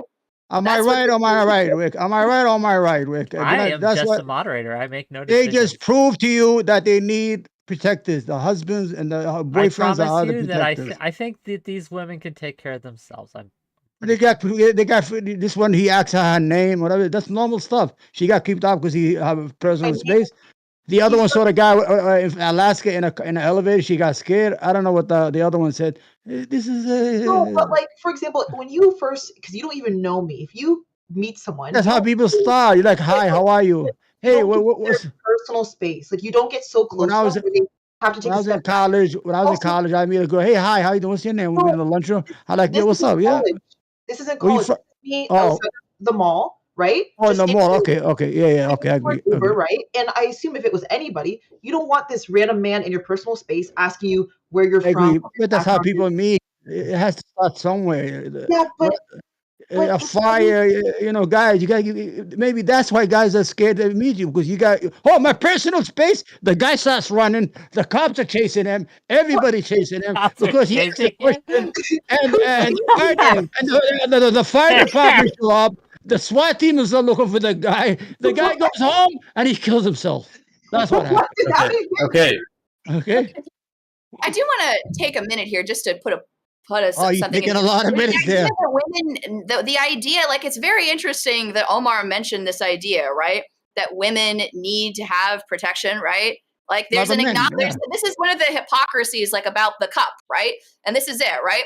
If something had happened to that girl, right? Let's say the story didn't go well, right? Let's say that he didn't offer her the cup, right? And let's say that she goes off in the middle of the night from Starbucks and she actually is assaulted. I guarantee you there would be so many conservative people that would be saying, why were you out at night? What do you need to be in a Starbucks in the middle of the night? Why were you talking to some random stranger man in the middle of the night? What were you wearing? These are the questions that are What asked time? women, right? What time You at do night? not What get time? to have these, you do not get What to have it time? both ways. You don't What get to time? say on the one hand that What time we men are talking about? dangerous What and you time should we be talking careful about? about how you conduct yourself out in public. But at the same time, oh my goodness, you're saying that men are evil? Men have all these things? Like, let's be real. Yeah, Like, men are conservative evil. men Yeah, say this and believe this about men themselves, right? That's why they yeah. shame women for what they wear. That's why they shame women for when they drink. Okay. That's when they shame women for going I out in agree public with in the you. middle I of the agree night. with They you. do it because they believe that Hold men are on, dangerous relax. too, and Put then a they cup in your lie mouth. and say that I they don't believe agree. it, right? I agree And with then you. they put the onus Okay. of this all in feminism when that's never been true. All right. I agree with you. Men are evil. We're gonna protect you from other evil men. I'm not saying men are evil. Yes. Okay. What are you talking about? Mooncake. I don't think men are evil. I Don't don't think men they're are all evil they either. are. What I'm saying Mooncake. is, Oh no, the rapists, the muggers, they're not evil. The listen, you can say all that, but then the next time a woman is assaulted or something happens to her, you better not ask her a single thing about her choices. Mama, Right? she should not be. Never She should ask not. her, well, you she shouldn't should have not. done this. Well, you shouldn't have done that. Well, why She did you should have talk been to home. She me? should have been home. She should have been home at Okay. night. Uh, Oh my God. Don't go Okay, out at enough. I'm night. gonna Why? start Why muting get? people. I'm gonna Just start don't. muting people. Stop. Okay, we gotta get through it. We're running on. We're running towards the end of this, and I want to remind my audience: if you want this to continue, if you want this to open up, I ain't gonna do it for free. You gotta pay the man, okay? You gotta pay me. So we need 8 more subs in chat or $40 more in super chats. One or the Bring other. in the money. So, yeah, give me money. But I want Look how to hear handsome from Wick is. He deserves it. Mooncake. Go ahead. No, I just thought it was interesting because when sorry, I always keep forgetting. When Empowered Man said the thing about men, it's like and like my story about being at the mall, it's like you're saying I need a man to protect me. Yeah, protect me from other men. So if I Yeah. find this man to be creepy, if I'm like, oh, that's a weird interaction, you should be like, okay, good. Because if something would have happened, you would have said to me, why would I go off with this man? Why would I give this man my information, right? Exactly. It's better if I actually don't You give say this man. no. You can say no. You don't have to be free. You gotta say, excuse me, I'm busy. And That's it. I keep myself safe, right? And I think Yeah, that's but you have to consider. Unfortunately, and it is unfortunate, men commit most of the violent sexual crimes. So yes, we do have to have our Okay, guard. yeah, I agree with you 100%. You're- There are evil men. I'm not saying that's why you need a husband or that. What I'm saying is that you have every right to say no and not talk to anybody if you don't want to. This is your right. I'm not saying if you feel uncomfortable, just tell them, listen, I'm So busy. we My shouldn't boy. say that women shouldn't be concerned if they're worried But about men coming up to but to them. go out in the middle of the night to get coffee, you deserve to get a beating. Because I wouldn't go out. I'd be scared to go out in the middle Wait, of the night to get my a coffee. Omar, just come not on! what No, I'm saying. wait, no, you cannot say that. I'm sorry, Omar. I would be scared. No, I'd be Omar, scared to I'm go out in the sorry, middle of the but we night. can't have you saying you deserve to get beaten on this. It's See, people who against go law. out, Yeah. go Going out to in the get middle a of the night. coffee? Yeah, that's just Oh my. the man's Wait, violence. You can't violent say rhetoric shit just like keeps that. I want increasing. just real quick housekeeping. You cannot break toss on this or even Yeah. get close to it. I will kick you off my show. That's threatening my money. Don't fuck with my money. Okay, Don't gang? fuck with it. That's Okay. a ever red line. That's it. Okay. Wow. Okay. Gang. I know the content. But The I want to content. give everyone here a chance to have some closing thoughts on this, on feminism, on the relationships of men and women. If men need to do better, women need to do better. I will open this up and keep this going, but only if we can get enough money. So if we can get to, if by the time we get through these closing statements and I shill the rest of my next week, we can get enough money, I'll keep this open. Otherwise, How much more do you need, Wick? so we are at 7 more subs or $35 more in super chats. One or the other. All right, if you tell me 2 more subs comes up, I'll give you 5. Okay. 2 more subs then. 2 more subs, and then Johnny will cover the next 5 or $10 more in super chat. One of the two. But we're gonna start with Hammer. You can close us out. What do you think? Well, I think that Oh, we got them. So 5 more, and then we'll go to opens. But yeah, give me those 5 subs, and then we'll go to Yeah. opens. But anyway, go ahead. You think? yeah, I would say that men are in a really. I think men are just in a really tough place when it comes to dating. I think they don't really have a way to get into relationships. I think that like our society is kind of like down on them. I think that the judgment and standards are a little bit like out of proportion against them, and I don't agree with the idea that feminism helps them. I really don't think feminism is communicating anything to them, and I don't think it like reaches them. That's why not that I agree with it, and I'm not on the side of Omar, but that's why a lot of them go to Andrew Tate's and red pillars, because when they say you have to be an alpha man and you can't like be weak, like it speaks to the reality that they're living in. Okay, where can people find you? I'm on Twitch at @MR_hammer. Put that link in my Twitch chat. Let them know where you can go. Next up, Mooncake. Final thoughts. And like I said before, it might sound controversial, but I do think when it just comes to men, I think we need to recognize personal responsibility. I think a lot of men, especially just average regular men, they want the Victoria's Secret models, they want the baddest girls you can find, and they wouldn't even give a chance to just like another average regular woman.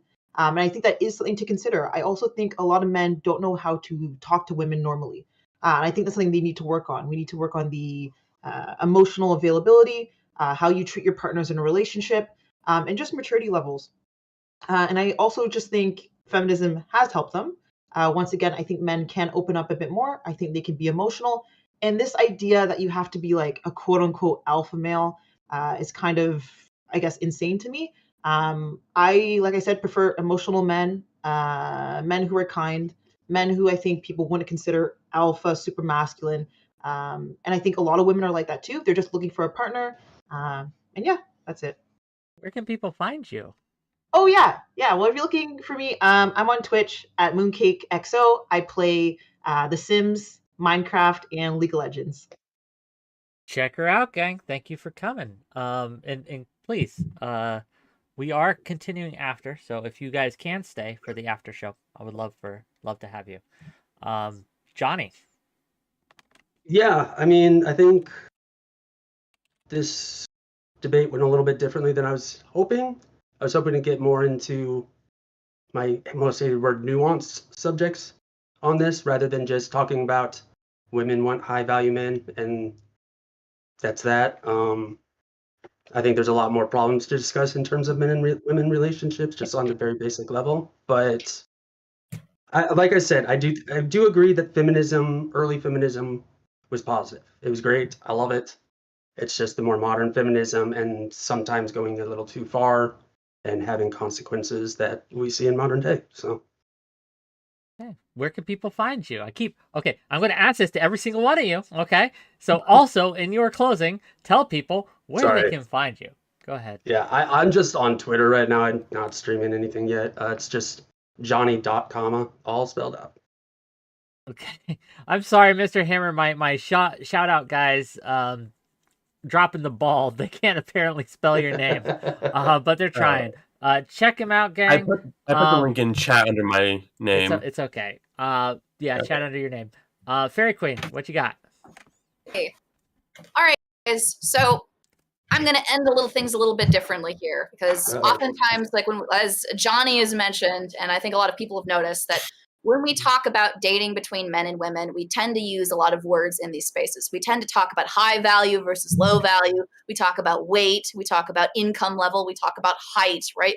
We talk about, we use words like hypergamous and dating market. And I want to end by telling you that there's something that I think is feminist, but is not a part of the feminist movement that everyone could be, which is not focusing on how to be a high value man or a high value woman, but focusing more on how to be a good man and how to be a good woman, and thinking about what that means, right? Instead of thinking about what's going to be the thing that's going to make me the most money to get me the most women to come to me, right? Think about what is something you can do with your life that gives it value. And I don't mean value in monetary value, but I mean something that is in line with your values. What is something that you can do that can make the world a better place? If you work on yourself to be a good person, and you're responsible and you're kind and you work hard and you are working on something that you're passionate about, then even if you never find someone, you know that you will have lived your life in line with your values, and you'll have lived the best life that you can. Where can people find you? Oh no! Fairy Queen's Cottage. At Fairy Queen's Cottage. And I dropped the link to my channel in my YouTube, in your YouTube chat. So please follow me. Check her out, gang. Okay, Brittany, will you be the only one to remember to shout yourself out? We'll find out. Yeah. Brittany, go ahead. What you said? So this is fun, but yeah, my stance on everything is that when there's unrealistic expectations on young men, that's sort of altering their brain chemistry at a very young age and setting themselves up for internal failure, because they feel like they have to reach some certain standard before they really develop their frontal lobe. I don't know. I agree with Johnny when he was discussing how, feminism started as a great thing for women. And now it sort of got misconstrued into this thing that caters, from my opinion, to the male gaze and sexual exploitation of women. And yeah, I wish we got into that a little bit more. So if you can find me on Twitter at 𝕵𝖎𝖙. So yeah. Okay. Well, props to you for remembering. And gang, we can get into that during the open, I hope, right? That's why we have an open. But before we go into that, next week, we have some great things coming up, gang. We're going to be talking about the plight of the progressive movement post October 7th. And how is the left actually in trouble? Are these people praising Hamas indicative of a larger problem within the left? We've got some great people that we're going to come in together and talk about. So that's going to be probably Thursday. On Tuesday will be Halloween, and we might have a costume panel if I can get enough people interested in coming in costume to have a costume panel, and that should be fun. I just cut up a sheet with holes and come as Charlie Brown. You got it kitted out, whatever. As long as it's a costume and it looks like you, it's not like I'm dressed up as a serial killer and you just look like yourself. Like, then we'll be fine. But anyway, so check that out. We'll have a show Monday as well. That's what we got planned. If you like this content, if you enjoy watching my chuff, hit that like button. Hit that subscribe button. If you're watching on Twitch or Kick, hit the follow button. It all helps me out. If you want to donate, please feel free to give me subs, bits, super chats. All of it helps. All of it works. We're low on money after Vegas, but we want to get those numbers up, baby. So anything helps. And with that, let's bring in a couple guests. Are you guys ready? Actually, Sure. do you mind if I sign off now? I'm sorry, I Fairy gotta Queen, go. if you have to go, you have to go. Good luck. I hope Absolutely. you do well in your future Thank you. endeavors. Bye. Bye, guys. Nice to meet you. Have a good all. night. Let's bring some folks Bye. on. Oh, hey, how's it going? Yo, you're live. Cameras if you got Hey. them. Oh, I got him. Hey, so, bro, it was a real interesting time in the backstage over there. Let me tell you. Does I gotta- 11? Hey, just real quick. Does 11 actually want in, or is he? I'm not I don't sure. think I think he he was wants. roasting. Okay, I think he's just roasting dealing me. with. Okay, fair enough. Carry on. Oh yeah, I mean, I gotta say, I feel like the people that talk like Omar, you know, there's a real thing. This is interesting because I'm not a feminist. Let's just start with this. I'm not a feminist. I probably lean pretty far right, but people that talk like Omar are really like indicative of a larger problem. They're indicative of this problem where like men that have been like jaded their whole life, they now have a platform where they can sit here and speak on this shit. Like, you know, it's common sense stuff. Like, and I'm gonna kind of roast him for a second, and like, it's not gonna be, but it's really a roast of like anybody that's like this. One, do you know what a button-up T-shirt is? Get one. If you're a big boy, get a button-up. It's not hard to do that. You know, go get like, yeah. I mean, you're a lot smaller than me, Wick, but like, you're a big boy. Get a button-up. Get some dress pants from Walmart. Maybe get some cologne, some deodorant, and maybe don't wear serial killer glasses. I mean, these are all steps you can take so that when you go approach a girl like Mooncake here, she's not freaked out when you're walking up into her space. And like, secondly, when you do go up to her, maybe don't be hanging on her or like in her like 2-foot space. Like, give her. It's just simple stuff. And this guy's over here preaching the Andrew Tate great value shit. Like, it's terrible. It's really disgusting, honestly. That's kind of. I just had to get on here, and dear Lord, it was pathetic. Johnny, what do you think? Hello, Wick. Yeah, I thought this was a fun topic, so I wanted to pop on. The funny thing is, like, I heard someone say, and I don't know who it was, I'm so sorry, but someone was like, early feminism was better. And the truth about it is, it's not even feminism anymore. Like, third and post-third wave feminism is just egalitarianism. It's just everyone should be equal. It shouldn't even be called feminism. People should be using the word egalitarianism. Second wave feminism was literally like plagued with women who were saying things like women are superior to men. Okay, so I'd much rather have egalitarianism. You know? Yeah, but you know, like most of the third wave, fourth wave feminism, they do still build off the building blocks of second wave. It might have not all feminists now consider that they need the power rather than men, but there are a lot that still hold that belief. I think to like separate it, right? Of course, you'll have that like minority people who'll be like, "Oh, we should be superior," and that's with any movement. If we're being yes, it's going to be in any movement. You're always going to have that small sect. But when we think about feminism, at least the way I see it, it's just equality among the sexes. So I'm not saying that in every workplace it has to be 50-50%. But what I'm saying is that opportunities just shouldn't be taken away based on gender, sex, or just whatever, right? Like what's it called, your sexuality, anything like that. And I think that's what it comes down to. And I think, unfortunately, even though we are in 2023 and there are more women in like the corporate world, there are still issues within these environments, right? That could be sexual exploitation, not getting promoted for certain positions, because as we all know, women who are usually, I believe it's like 26 and up, companies do worry about women getting pregnant, right? Having to take care of. So that is a big thing that we still have to consider.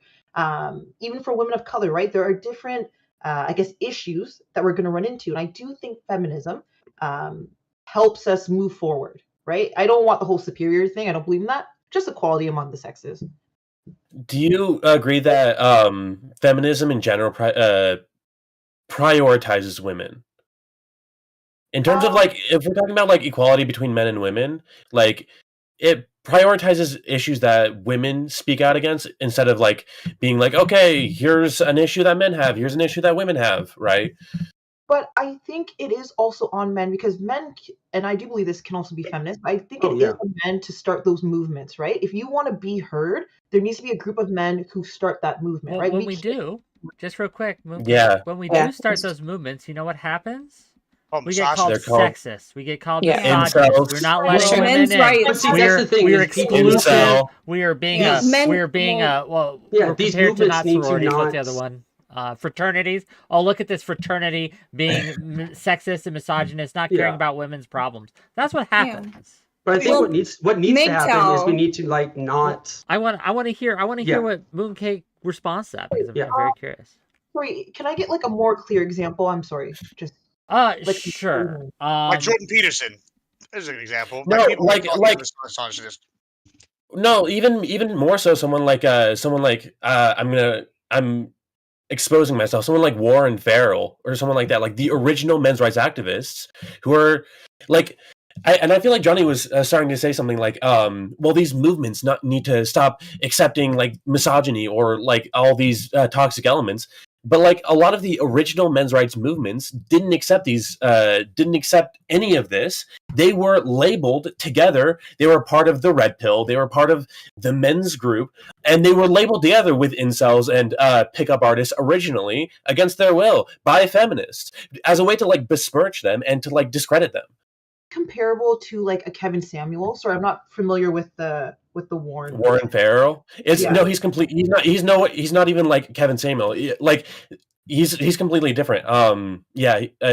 People don't even know him. Like the men's rights movement, which was he was pretty much Warren Farrell. It was his movement, and he's like forgotten in terms of someone like Andrew Tate. Just one more thing, sorry, you guys can answer it. What rights do you feel like men are lacking that they need, or there should like just be something like? Well, so rights. I would say there's no rights. Well, I'll give you one. It's if you were abused as a man, right, and you need to seek shelter, you're just fucked, right? Yes, absolutely. You're fucked. Like there are no men's abuse shelters out there. You can't. The mainstream.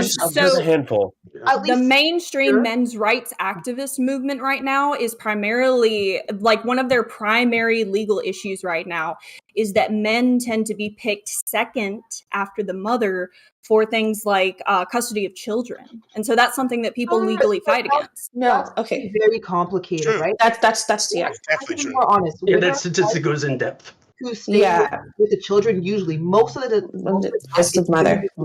Exactly. When they go to court, men are not fighting for the rights of their kids. It's usually like the That's not true.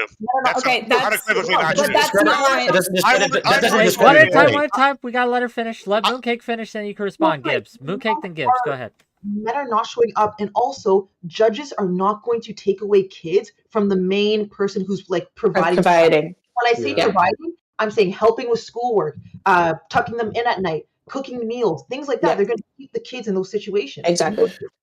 I hate to pull Donald Trump and say you're wrong, but you're wrong. 100% unequivocally wrong. I worked for a law firm, a family law firm specifically, the biggest one in Texas. The guy wrote like a lot of the family laws here in Texas. They will take it from the main provider if it's the man, something like 80 to 70% of the time. And so you're unequivocally wrong, and they will give it to the mother a lot of the times, even when the mother, and this is the case, this is one of the last cases I worked on. They gave it to the mother despite the mother having been caught with drugs. She'd been caught selling drugs. She hadn't had contact with the kids in over a year, and they still gave it to the mother over the father who had primary custody. Well, that's just negligence at that point. Exactly. It's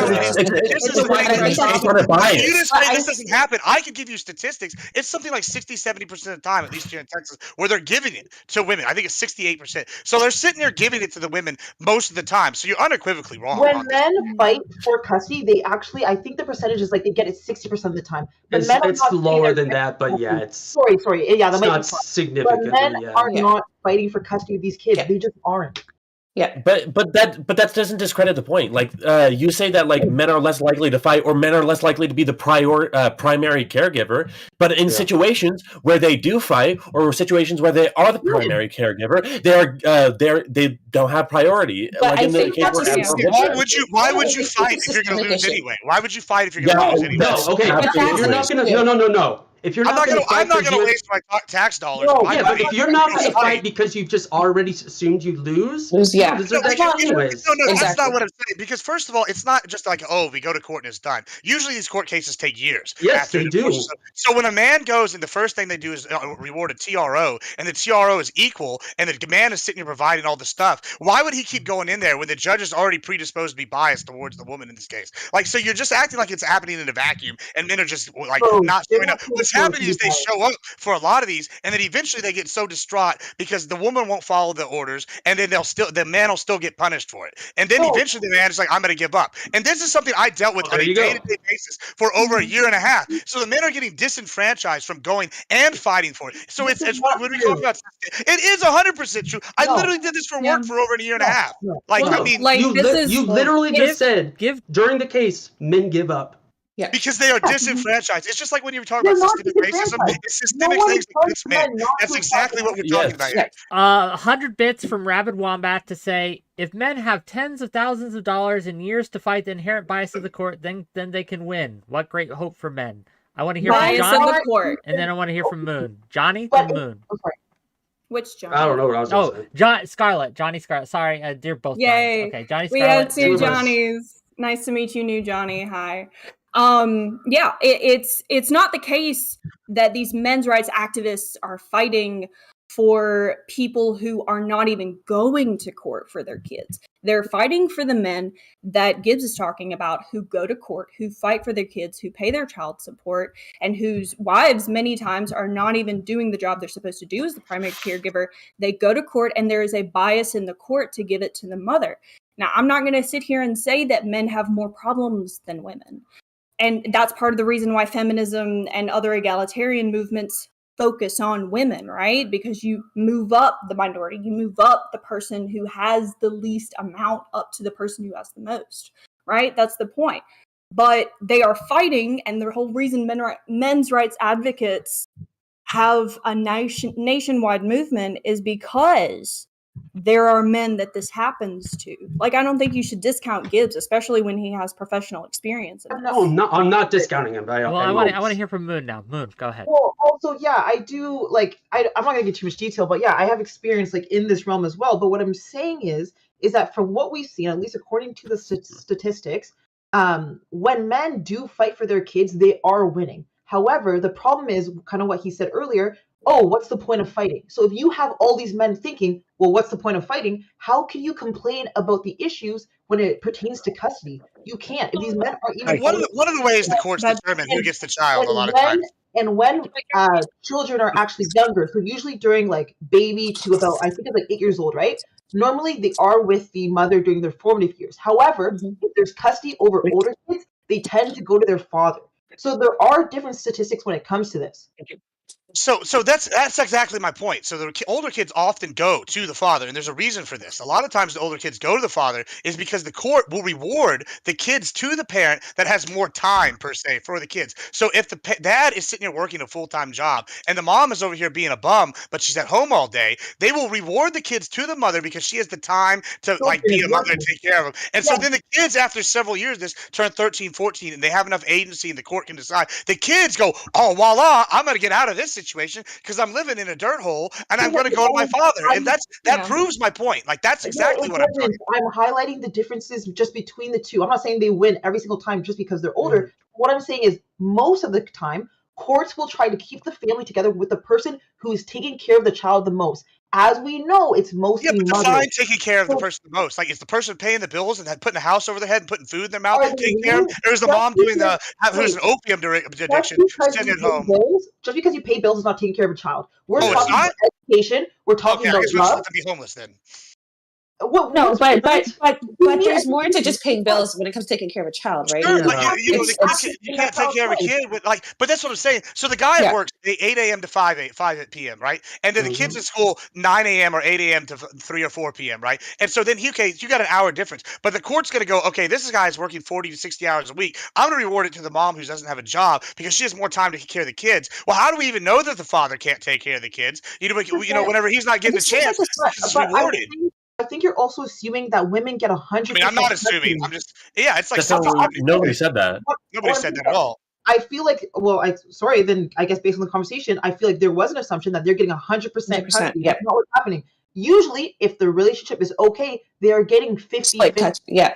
they're still getting split custody. No, So we're not split custody taking is not away- 50-50. Split custody is something No. like you can have split custody. You can have a kid, like you can have visiting hours a couple days a week on one week, and then you get them for the weekend on another Yeah, week. do That's, weekends that's, and stuff. that is actually the Well, standard. Okay, That's to the be fair, though, the standard reason order. that's set up in place is because That's it's literally legal. the standard order. That's literally Okay, the standard order. maybe it's different where I live because I am Canadian, but here 50-50 means you get it split 50% of the time. So 50% with the father, 50% with the mother. That's at least how Sometimes 60-40. And And if there's like discrepancies in like their behavior, then obviously you're going to get visitation hours because you don't know if there's a history of harassment or abuse or whatever's going on, right? So you are going to get visiting hours. You're going to get supervised visits as well. At least that's what it's like here in Canada. I'm not too sure about the Texan law, but in Canada, I wouldn't even expand on the standard possession order, right? Like I'll even give you another example of the standard. So all right, for example, I know there was a case I worked on, and the guy had a standard possession order here in Texas, was expanded standard. So you got extra hours, right? So you got to visit them on Thursdays in addition to every other weekend, right? So here's what would happen: is you would go and meet them, and then you have to have you meet the kid at 6 o'clock, and you have the kid from 6 to 8 on Thursday. Well, okay, so you meet them at 6, so then you have about an hour and a half to actually do something. Then you have to have the kid back at wherever they're supposed to be at 8. So you actually only got an hour and a half, not your full 2 hours, because then you have 30 minutes travel time, maybe 30 minutes somewhere else, because Texas is a big place. So you might only really get an hour with the kid on this visiting day, and so then you have to be back. And if you don't meet them or you're late and you can't provide a good reason, and traffic's not a good reason why you were late, boom, now you lost your standard possession order. Now they're going to reevaluate everything. Now you're not even going to get to see them every other week. Is it not possible to update terms on? Yeah, it's very hard. It's very hard. Okay. Unless you unless there's someone messing up. That's really the thing. I feel like if there's limited I want to visitation hear from hours. Brittany, then Hammer. Brittany, then Hammer. Go ahead.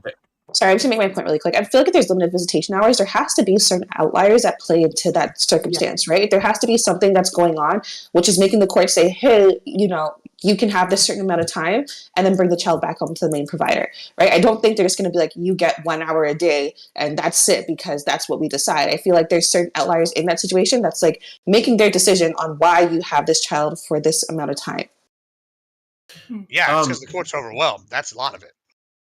I feel like there's always like this assumption that if one parent gets more visiting hours or one parent gets more custody, then there always has to be like a reasonable explanation. But like a lot of times when they're going over the reasonable explanations, like the women's situation is a lot more reasonable. Like say the dad has like maybe, I don't know, like he has drug charges or whatever, then he's going to get punished way more harshly than someone like the mother, because what we're telling you is that in their cases where they're looking over who is the more fit parent, they're usually going to bias the mother.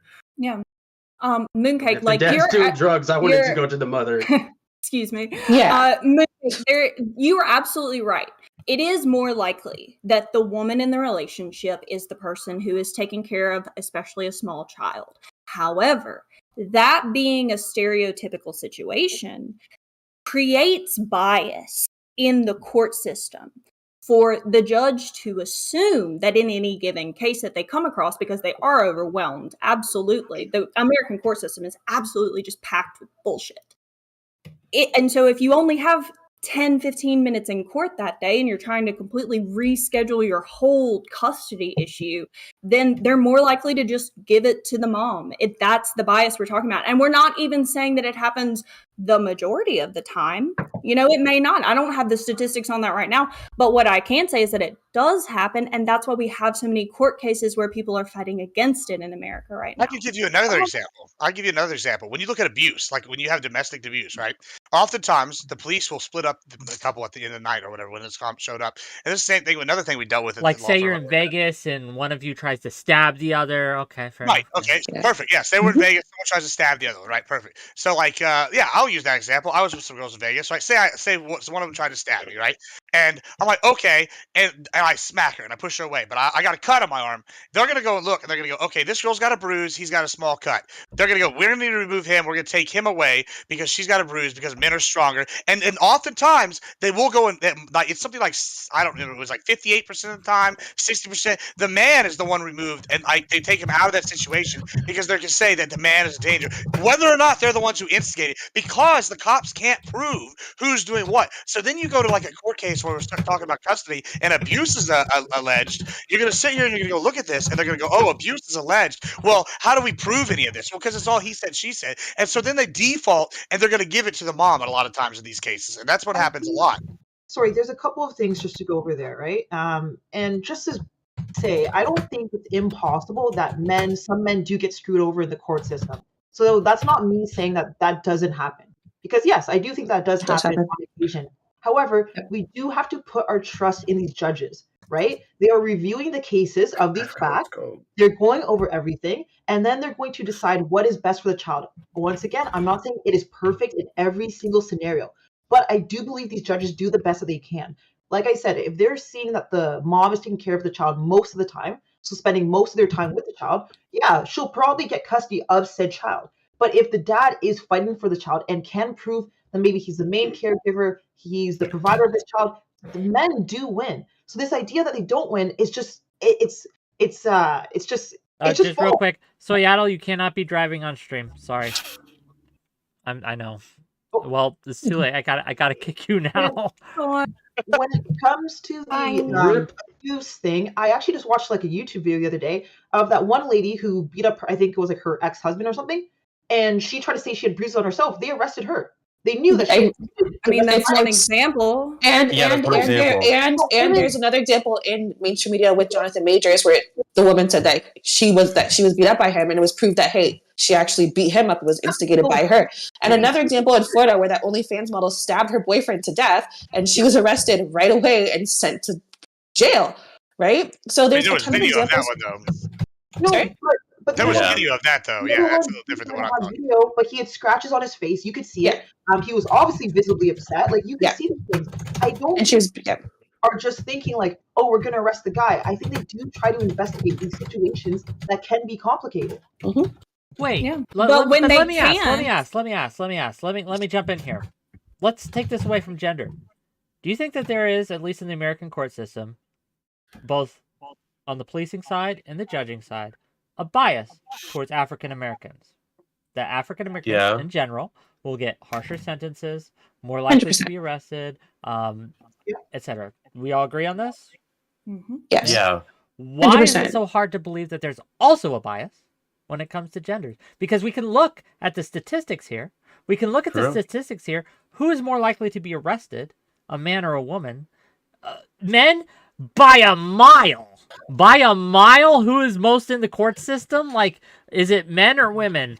Men commit more violent crimes. Astronomically that's true of people who are right. That's true of people of color too. Like, yep. And that creates the stereotype, which then creates the bias, Mooncake. Wait, you see what I'm saying? Sorry, I don't know how this equates to people of color. Sorry, that was just crazy. What we're demonstrating here, just and I see you, Mantis. I'll get to your $5 in a second. But the reason I'm demonstrating this, right, is because what you said is we have to trust the judges to a point, but there has to be mechanisms and systems in place. So when we can see judges at a systemic level making the wrong decisions or showing bias, we can adjust for that, right? And so, again, is it so hard to believe, and given Gibbs' stats and the other stats mentioned on this panel, that, yeah, there kind of is a bias towards women when it comes to custody? Why is that out of the realm of possibility? I just don't think there's like this like, I just don't want it to be like this conspiracy theory that only women will win in the custody battle. When once again, nobody said that. Okay. Yeah, no, I don't think that they're saying it's a full bias, but I'd be hard pressed to find anybody that says that it's not at least a heavy bias toward women to get the child. But what I'm just saying is that they usually give it to the person who is the caretaker. When men fight for custody, they are getting custody. That is what I'm saying. I'm just saying that men are not fighting for said custody. So how can you complain about something if you're not fighting for it? This idea that, I'm going to lose anyways? Okay, then you can complain about it. I agree. You could probably take that like 80%, whatever the statistic was, and probably it's actually very minuscule. This is a good point to read the super chat I got. $5 from Mantis. Studies have shown female judges have less of a gender bias, less harsh on men than male judges. So maybe women will help men after all. LOL. Mm-hmm. Yeah. That's Right. actually I mean, true. I don't know if that's true or not, but That is true. Hold on, That is hold true. on. I think we kind of like get bogged down with like, because a lot of times when men's issues are brought up, it's like, well, men are murdered more, but men are the ones murdering. So it's like, okay, what am I supposed to do with that? Like, I think we get bogged down with which gender is hurting which gender. But I think that both for women's and men's issues, it's a society-wide issue. Yeah. Problem that there's a bias against women, against men, as parents, because men can be wonderful parents, but we don't give them the opportunity largely. I don't think that's true. No, that's not true. That's not true. Wait, Okay, what? so you can. We don't give once them the Johnny opportunity. finishes their Thank point, you I so want much. to I would hear love from to Brittany, then I finish. want to hear from Moon. So Johnny, finish your point, then Brittany, then Moon. That's what we're Thank going. you so much. Yeah, the bias that we have against men is such that we don't give them the opportunity because we don't teach them. You have lots of women who teach their daughters how to be great parents, but you don't have a lot of sons who are taught. We can't even manage to teach our sons to treat their girlfriends well. Okay, so we aren't teaching our sons by and large to be great dads. A lot of them end up being great dads by experience, but we're not teaching them how to do that. Okay, we're not giving them the tools. They're dragging the tools up themselves, essentially. I mean, I hate to jump in, but I want to go on that note. When we talk about single fathers versus single mothers, here's a study from Medium right here that I'm looking at. It says children from single mother households are 5 times more likely to commit suicide than children from unbroken households and single father households. 9 times more likely to drop out of high school.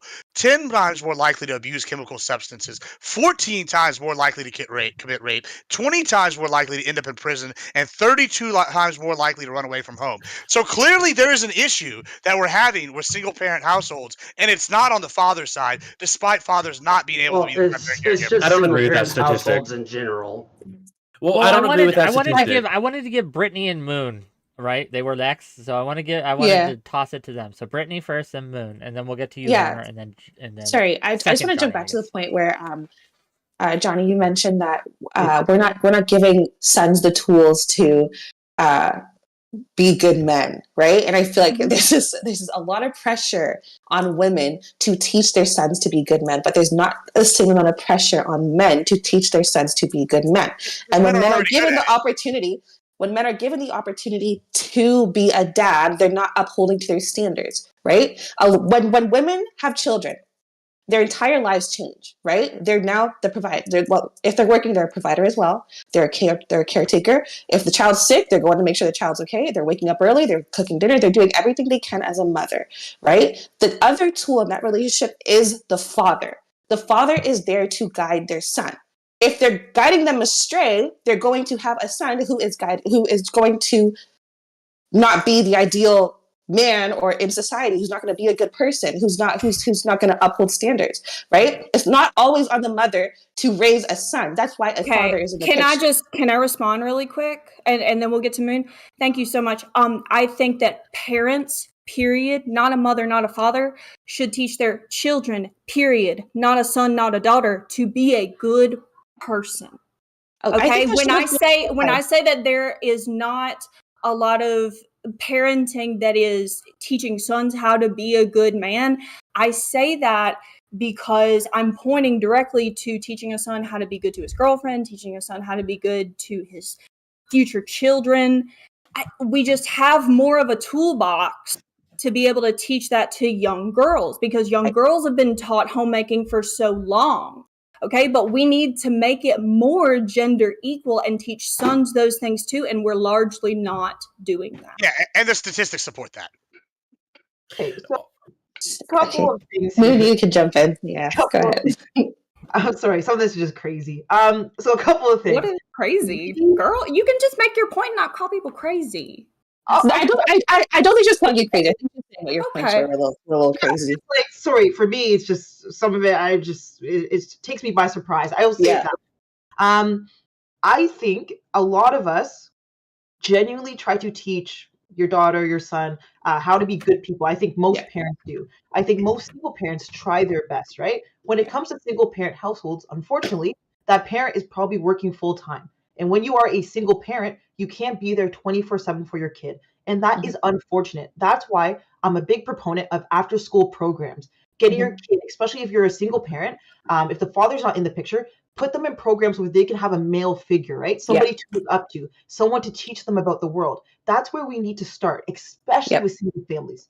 That's exactly, that would bring down poverty, that would bring down crime. I think people will be more confident. So this idea that women just have to do everything, no, we can't. We're not Superman, Superhuman, right? yeah. We cook, clean, take care of the kids. And yes, we're going to try to teach them to be a good person, but I do think that male figure needs to be there, especially when it comes to young boys. I think Yes. having a man in their life that they can look up to will change their complete outlook on everything, Yeah. right? But if men Absolutely. are not in the picture, we need to get men to understand they are a big part of the issue. They need to be in these kids' lives. That's it, period. So we can't just put it on women. We have to hold men to a certain standard as well. Yep. Oh, absolutely. Absolutely. That's why I said parents in general need to be doing this. And I think that you gave some great resources on that. I mean, I agree with all of that. Honestly, that's good. I mean, it's well and good to have after school programs, but I mean, I think it's kind of the same as that analogy where you put your like finger in the dam and hope it stops the flood, you know, kind of thing. Like that. I mean, this is nobody's saying women got to do everything. If that's the point you've taken for what I've said, I apologize. That's not the point I'm making. What I am making, the point I am making is when I sit here and look at the statistics, and then I have real world experience in this issue, and I've seen how the court systems decide these things, at least within my state, and I look and I see that there's a very clear bias in the favor of like women in this. And then when I look at the statistics and I see things like, oh, they're 32 times more likely to run away, 20 times more likely to end in prison. But that tells me that the problem isn't necessarily the women. I mean, maybe it is, maybe it is. The problem is that we've come up with these societal gender roles that we have, right? And then we abide by those, and the courts are adhering to those like no matter what happens. And so we've decided, oh, the woman's got more free time on her hand. We're going to allow the kids to go with her, even though the father may be the lead bill collector. He might not have as much time. And so we're putting boys in these homes, and these kids are just not getting the male figure that you're talking about. Because, you know, like you said, these after school programs, they're great, but it's really only a Band-Aid, because once you leave that after school program, you're back at home and you're still not getting the father figure in your life. And that's really what's hurting, is that we're not allowing men to be men and teach these boys how to be men. And then we end up getting guys like Andrew Tate. And that, Men aren't staying in the home to teach them how to be men. So first we need to deal with the men who are not staying in the home. If they're in the home, well, why is it all the responsibility on the men in that case? Like the woman chose those men to procreate with, so why is it their fault for choosing them to procreate with that terrible individual? What do you mean? What do I mean? You chose the man to procreate with, or you picked a low quality man that's a bad, terrible dude. He's like, I don't know, a bartender that's sleeping with 6 women, and you're surprised that he's a deadbeat? So now this doesn't make any sense. Yeah, this kind of contradicts your point. Oh, pick these guys, pick these whoever guys, but then you pick these guys, and some guys will just leave. Not every woman knows that if they get pregnant, some men will leave. Some men not show their true colors until a woman's pregnant and has a baby. So what do you want these people to do?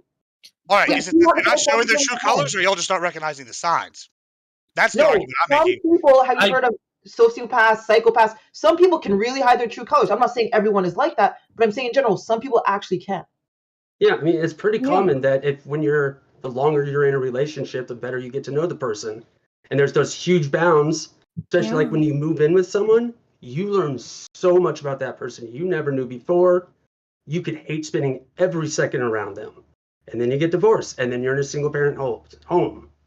I think it's not the man or the woman's fault. This sounds like a great argument to abstain from sex until marriage. That's what you guys are arguing for. It's also a good argument for birth control. But here's my thing: it's like we're talking about like well, it's a responsibility of men, or like we're talking about like the individuals who are in these situations, the single mothers, the men who walk away.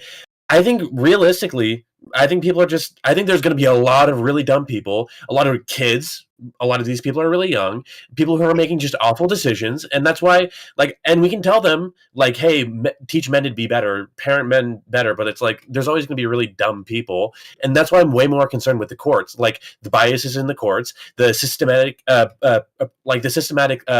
biases against men. Like these are so much more like of a concern, and it's so much more depressing. That's why a lot of guys are getting blackpilled, because like when they see like the highest power in the entire country, the government, the courts, putting down a decision that like destroys their lives, destroys their relationship with kids. Like it's really, I can't even imagine being in that situation. And it seems when like when men say, "Hey, this is a problem," what are they told?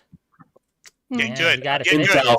Count titties. Yeah. Yeah. It's your fault. Or patriarchy. Man up. Yeah. Pull yourself up Hammer, by the I'm bootstrap. curious. You're talking about the bias of the court systems and stuff like that.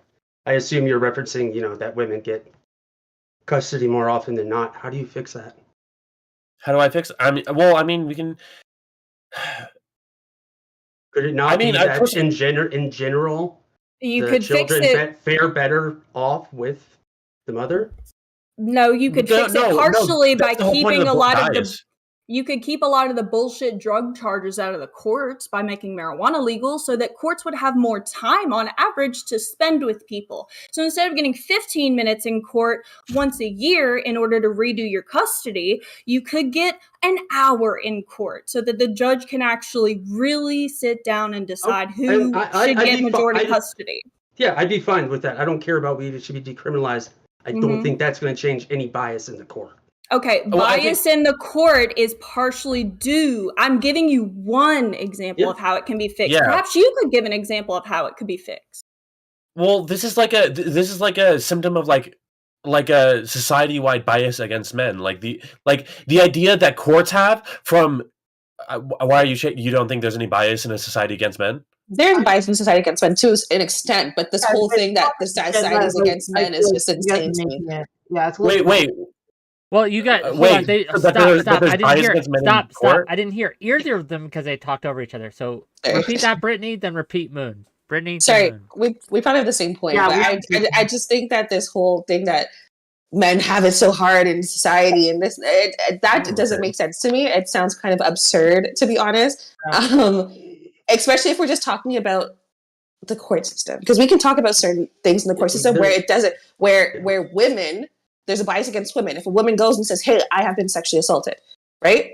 How likely are the chances of the man that she's accusing is going to get convicted? Wait, hold on. For that to be a bias against women, stop. For that to be a bias against women, you'll have to demonstrate that when men go to the court system, they're taken more seriously. And I think the evidence shows that men don't even go to the court system because they're just not taken seriously. I think that speaks to Hammer's point.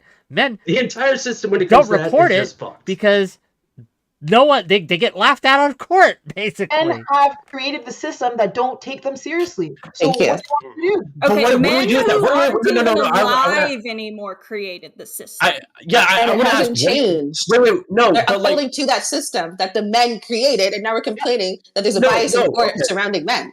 Men who aren't even alive anymore created the system. It's still being upheld.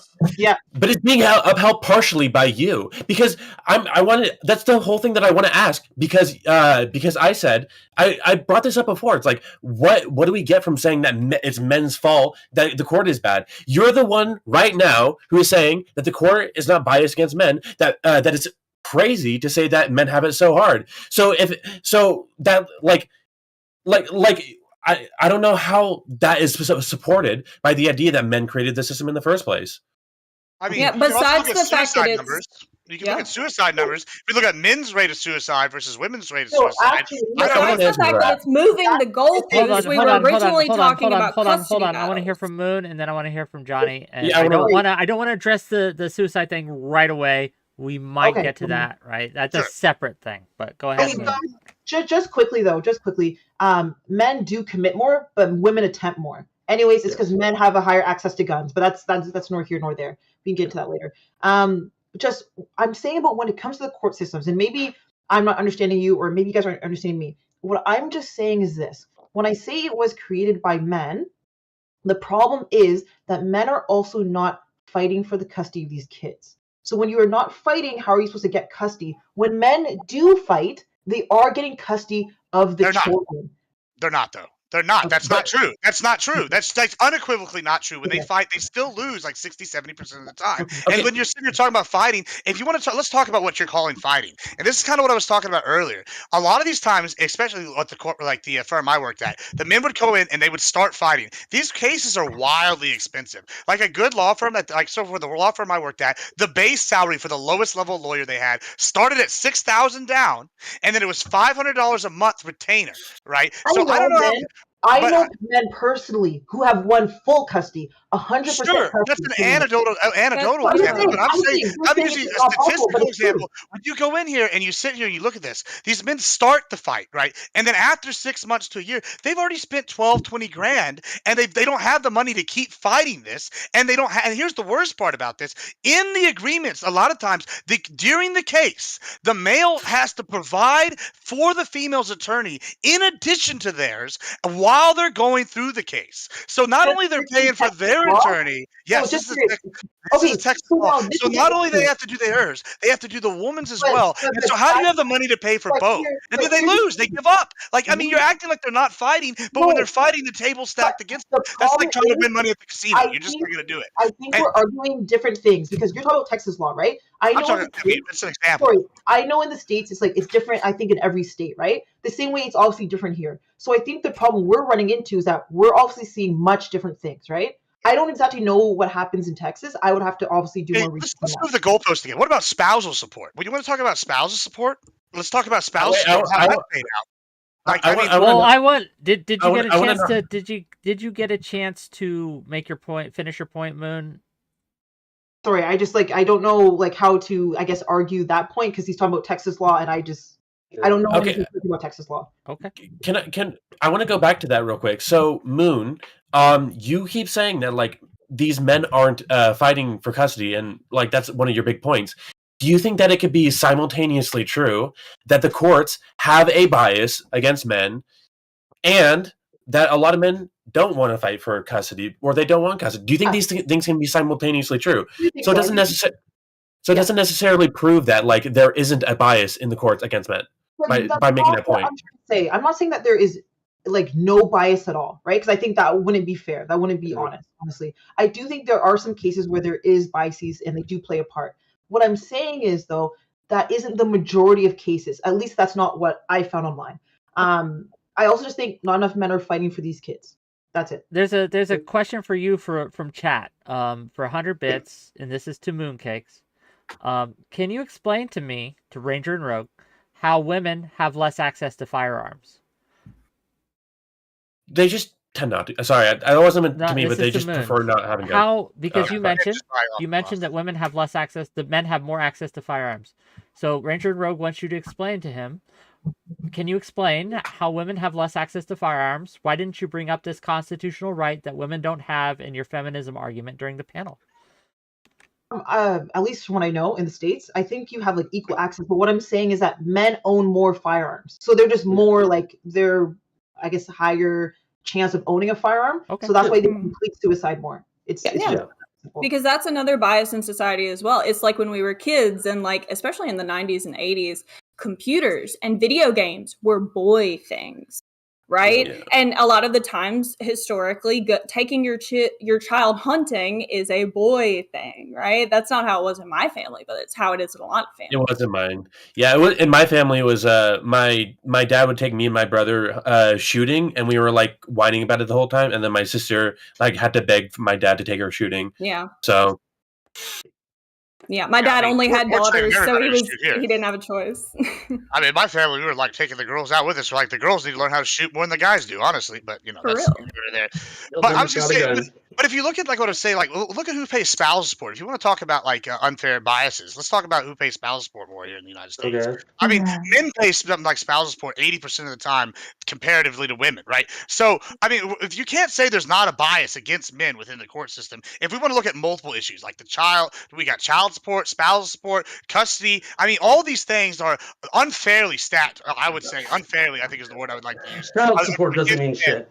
don't mean Child Yeah. support is not going to the mom. Child support is not going to the Oh, dad. it's- Child support is it's going to the It- child. sometimes it does. Exactly. A lot of times it does. So, yeah, but And here's the thing the with child support is going to the primary caregiver. So Yeah, if the that's what I'm person is saying. Yeah. supporting the child is still getting support whether they get child support or not. So child support is just helping in that situation. It's the mom's not going out and getting her nails done. She's not I mean, paying her even if child they were, support, that's doing her fine. hair. Even if they were, that's She's fine, in my going opinion. and putting it towards her child. I She's don't already think paying it's that out of fine. pocket anyways. Well, I'll They're tell not you why it's supposed fine. to, I'll tell you but- why it's fine. It's because even if they Yeah. do get their hairs and nail done, the child support is supposed to go to the primary caregiver to supplement their income because they're using their own money. to pay Exactly. for the child. So if they do go get Exactly. their hair and nails done, that's no sweat off my back as long as their primary income is going Yeah. towards the child. That's not the problem I have. The problem I have is when we sit here and say we have spousal support and all these things are all going predominantly to women, and then we're going to sit here and go, oh, well, there's no bias. I mean, Not to like interrupt there, See, I and don't see that as bias. but Just, yeah, just this throw is your not throw bias. your elbows. Spouses Get in there. Get in bias. there, Moon. I Go think ahead. we have to also accept that when it comes to alimony, it is not regular men, or should I say spousal support? Sorry, it's not just regular men Regular making men. spousal support. This No. is men who make a good amount of Amount money. of money, This is not yeah. Yeah. regular Yeah, schmegular high men earners. with spousal No, support. it's any woman Also- after any marriage after 3 years is Also, applicable for spousal no, but support. they do take into account, and I know this for a fact, they do take it into account how much the man is also making, or how Yes. much the partner Yeah. makes. At the Yeah. end of the day, if a woman is at home with the children, if you guys get divorced and she has had no job for 10 years, Yep. yeah, you do have to support her. She has Yep. never worked. It's going to be hard for her to get back into the workforce. Yeah. So that's not a crazy thought. Also, if she was making more money and the guy was a stay-at-home dad, he would then She- also get spousal support. Spousal support, exactly. Guy would get it. Yeah. Yeah. It's less likely though. It's very much Again, less Well, it bias. may be less likely, but as we're seeing, women are going to college more. So in the Yes. near future, it's going to We be don't know more that. common. But here's my thing. Even when it's similar equal incomes, and Yeah. they're like there's no kids involved, a lot of times the male is still, at least in Texas, anytime after 3 years, you're eligible for spousal support and you can apply for it. And even if you say you divorce, right, and you leave, one of them leaves, and say they're both making, I don't know, $50,000 a year. It's a nice equal round number. Let's do 100 Yeah. because let's say they're both making 100,000, and they're both making 100,000, and the woman chooses to leave, and she goes somewhere else. The male will still have to provide spousal support a lot of times, even with equal income, because they're going to say that her standard of living has changed. Even if everything else is all equal, that is something that happens all the time. There are income limits. You can't be making like $1 million and still. I get use alimony. 100,000 just for a round if we wanted to argue. Yeah, no, there are income limits. If you're living fine, no, you're not going to be getting alimony. No, yeah, they won't give you money. Like if I make 100,000, they're not going to give me his portion of money. I'm making $100,000. It's for $100,000. actual You're people that need that money. self-sufficient, It's yeah. usually for Yeah. moms who were full-time Home moms. homemakers. moms. Yeah, they didn't have a they were job. They stay-at-home didn't have- moms. Yep. Yeah. But that's not always how it works out though. Okay, gang. We're kind of circling the drain on this one. Let's see. I guess I'll ask this last question, then we'll kind of wrap up. For the men on the panel, right? How has society, right? Like, well, let me ask this. What do you think that you could do better to help yourself or to help other men around you? What do men not do? We've talked about women. Let's talk about men for a little bit. What do men fail at when it comes to helping other men? Like, in what ways has men failed other men? I'll start Go if ahead. nobody else wants to. Oh yeah, Go for so it. yeah, I think male culture has failed men drastically, right? Like there's a very much like like y'all talked about Tinder and y'all talked about what feminism. I think that individualism has actually hurt men in the relationships way more than feminism has. Like every person's got to feel special, right? And they go in here and they'll go and they get rejected and they can't handle rejection because who are they to reject me? I'm a golden god, and I think that really has hurt men like almost more than anything. We've got this participation trophy mindset where everybody wins, and I think that's devastated men. Like the idea that there aren't wins and losers. We had that one guy talk about how somebody said he was an alpha. Anyway, I mean, we're sitting here, and I think that's just devastated men. Like it's just crushed them, and like men can't handle rejection, and they don't have common sense. Like men think that they can show up to a girl at a bar and she's dressed in a cocktail dress with like a necklace, and she's got her $200 worth of nails on, and she's got $1,000 worth of jewelry, and I'm wearing cargo shirts and a t-shirt and serial killer glasses, and I can go up to her and like pick her up at the bar. When she rejects me, how dare her? She reject me. Like, and you smell like dog shit. Like, I mean, and that's really hurt men because men think they should be able to do whatever they want. And that's really what's the biggest issue. I think. Like, it's just mind blowing to me that no one's sitting here calling a spade, and they think they can be drop shippers or like whatever and get this kind of money instead of going out. I know, like, and people talk about, oh, men have to have money. I know plenty of women that date. I hate to do this stereotype. That date broke ass felons because guess what? The felon knows how to put cologne on. Oh my God, it's amazing, and he smells decent. Like, he looks good. He's in shape. Like, well, I mean, I'm fat and out of shape, but guess what? You know, you dress decently. You know, you can handle that. Women aren't even as shallow as men. Me and Gibbs hung out in Vegas. Yeah, the guy knows how to cut a rug, right? How to dress up. Yeah, I mean, it's just not that hard, and men just refuse to do it because we've got this individualism mentality that every man's a winner. And sorry, some of us are betas, some of us are alphas, some of us are bitches, and a lot of them are bitches, and they think that they're gods. Okay, Johnny. Can I go second? next? Johnny. Oh, yeah, you can go. That's fine. Sure, Hammer. Okay. Second, Johnny. My answer is, I've thought about this for a while. I think the number one thing that men need is solidarity. I think one of the main things that like women have had between each other, that like we've had huge progress for women in every sense, because like women will stand up for each other on like a broad sense. They'll be like, I care about issues that women face. I stand up for women who are maybe, failing or whatever. I still support you. I still like want you to do well, right? But men will just like throw each other to the side. They don't give a fuck. Like a lot of times men will prioritize women over themselves. A lot of times men don't have really a lot of value. And a lot of times men get their only value from women, and they don't get any support from men, and they don't get like built up by other men. Basically. Brothers before hoes, unironically, and men aren't building each other up. They're not defending each other. They're not like they're not supporting each other. And I think that sense needs to. I think there needs to be a culture of that between men. Okay, and last but certainly not least, second Johnny. Oh, yeah, that's second Johnny. Original OG Johnny is OG Johnny, and this is second Johnny. That's how we're gonna do it. Sorry. I think one of the biggest things men got to realize is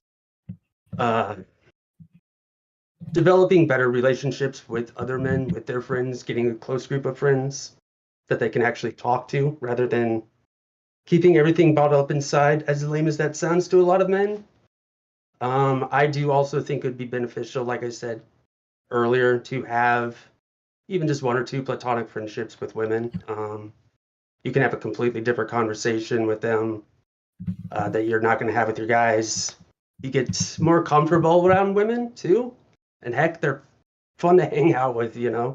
Most of my friends have always been women, so I think too we just got to get out of our own way with all the hustle culture and independence, and you should be a millionaire by 25. It just the stress, anxiety, and the mental tear down that'll come once you don't receive it, which is most likely the chance.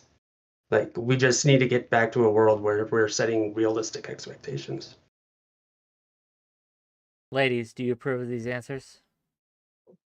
Yes, we're seeing nods. Yeah, Mm-hmm. good. Yeah, good. Okay. On that note, then, on a note of solidarity amongst the panelists, we're gonna call it a night. So don't forget, gang, if you like this content, hit that like button, hit that subscribe button, throw some bits my way, throw some subs my way, throw some super chats my way. And next week we've got some great shows coming up for you. Which one of y'all's gonna be still streaming after this? Mr. Hammer. Okay, we'll be rating into you then. Yay! So the way. Can I say something really quick? I wish I had Gibbs on my side the entire panel instead of Omar.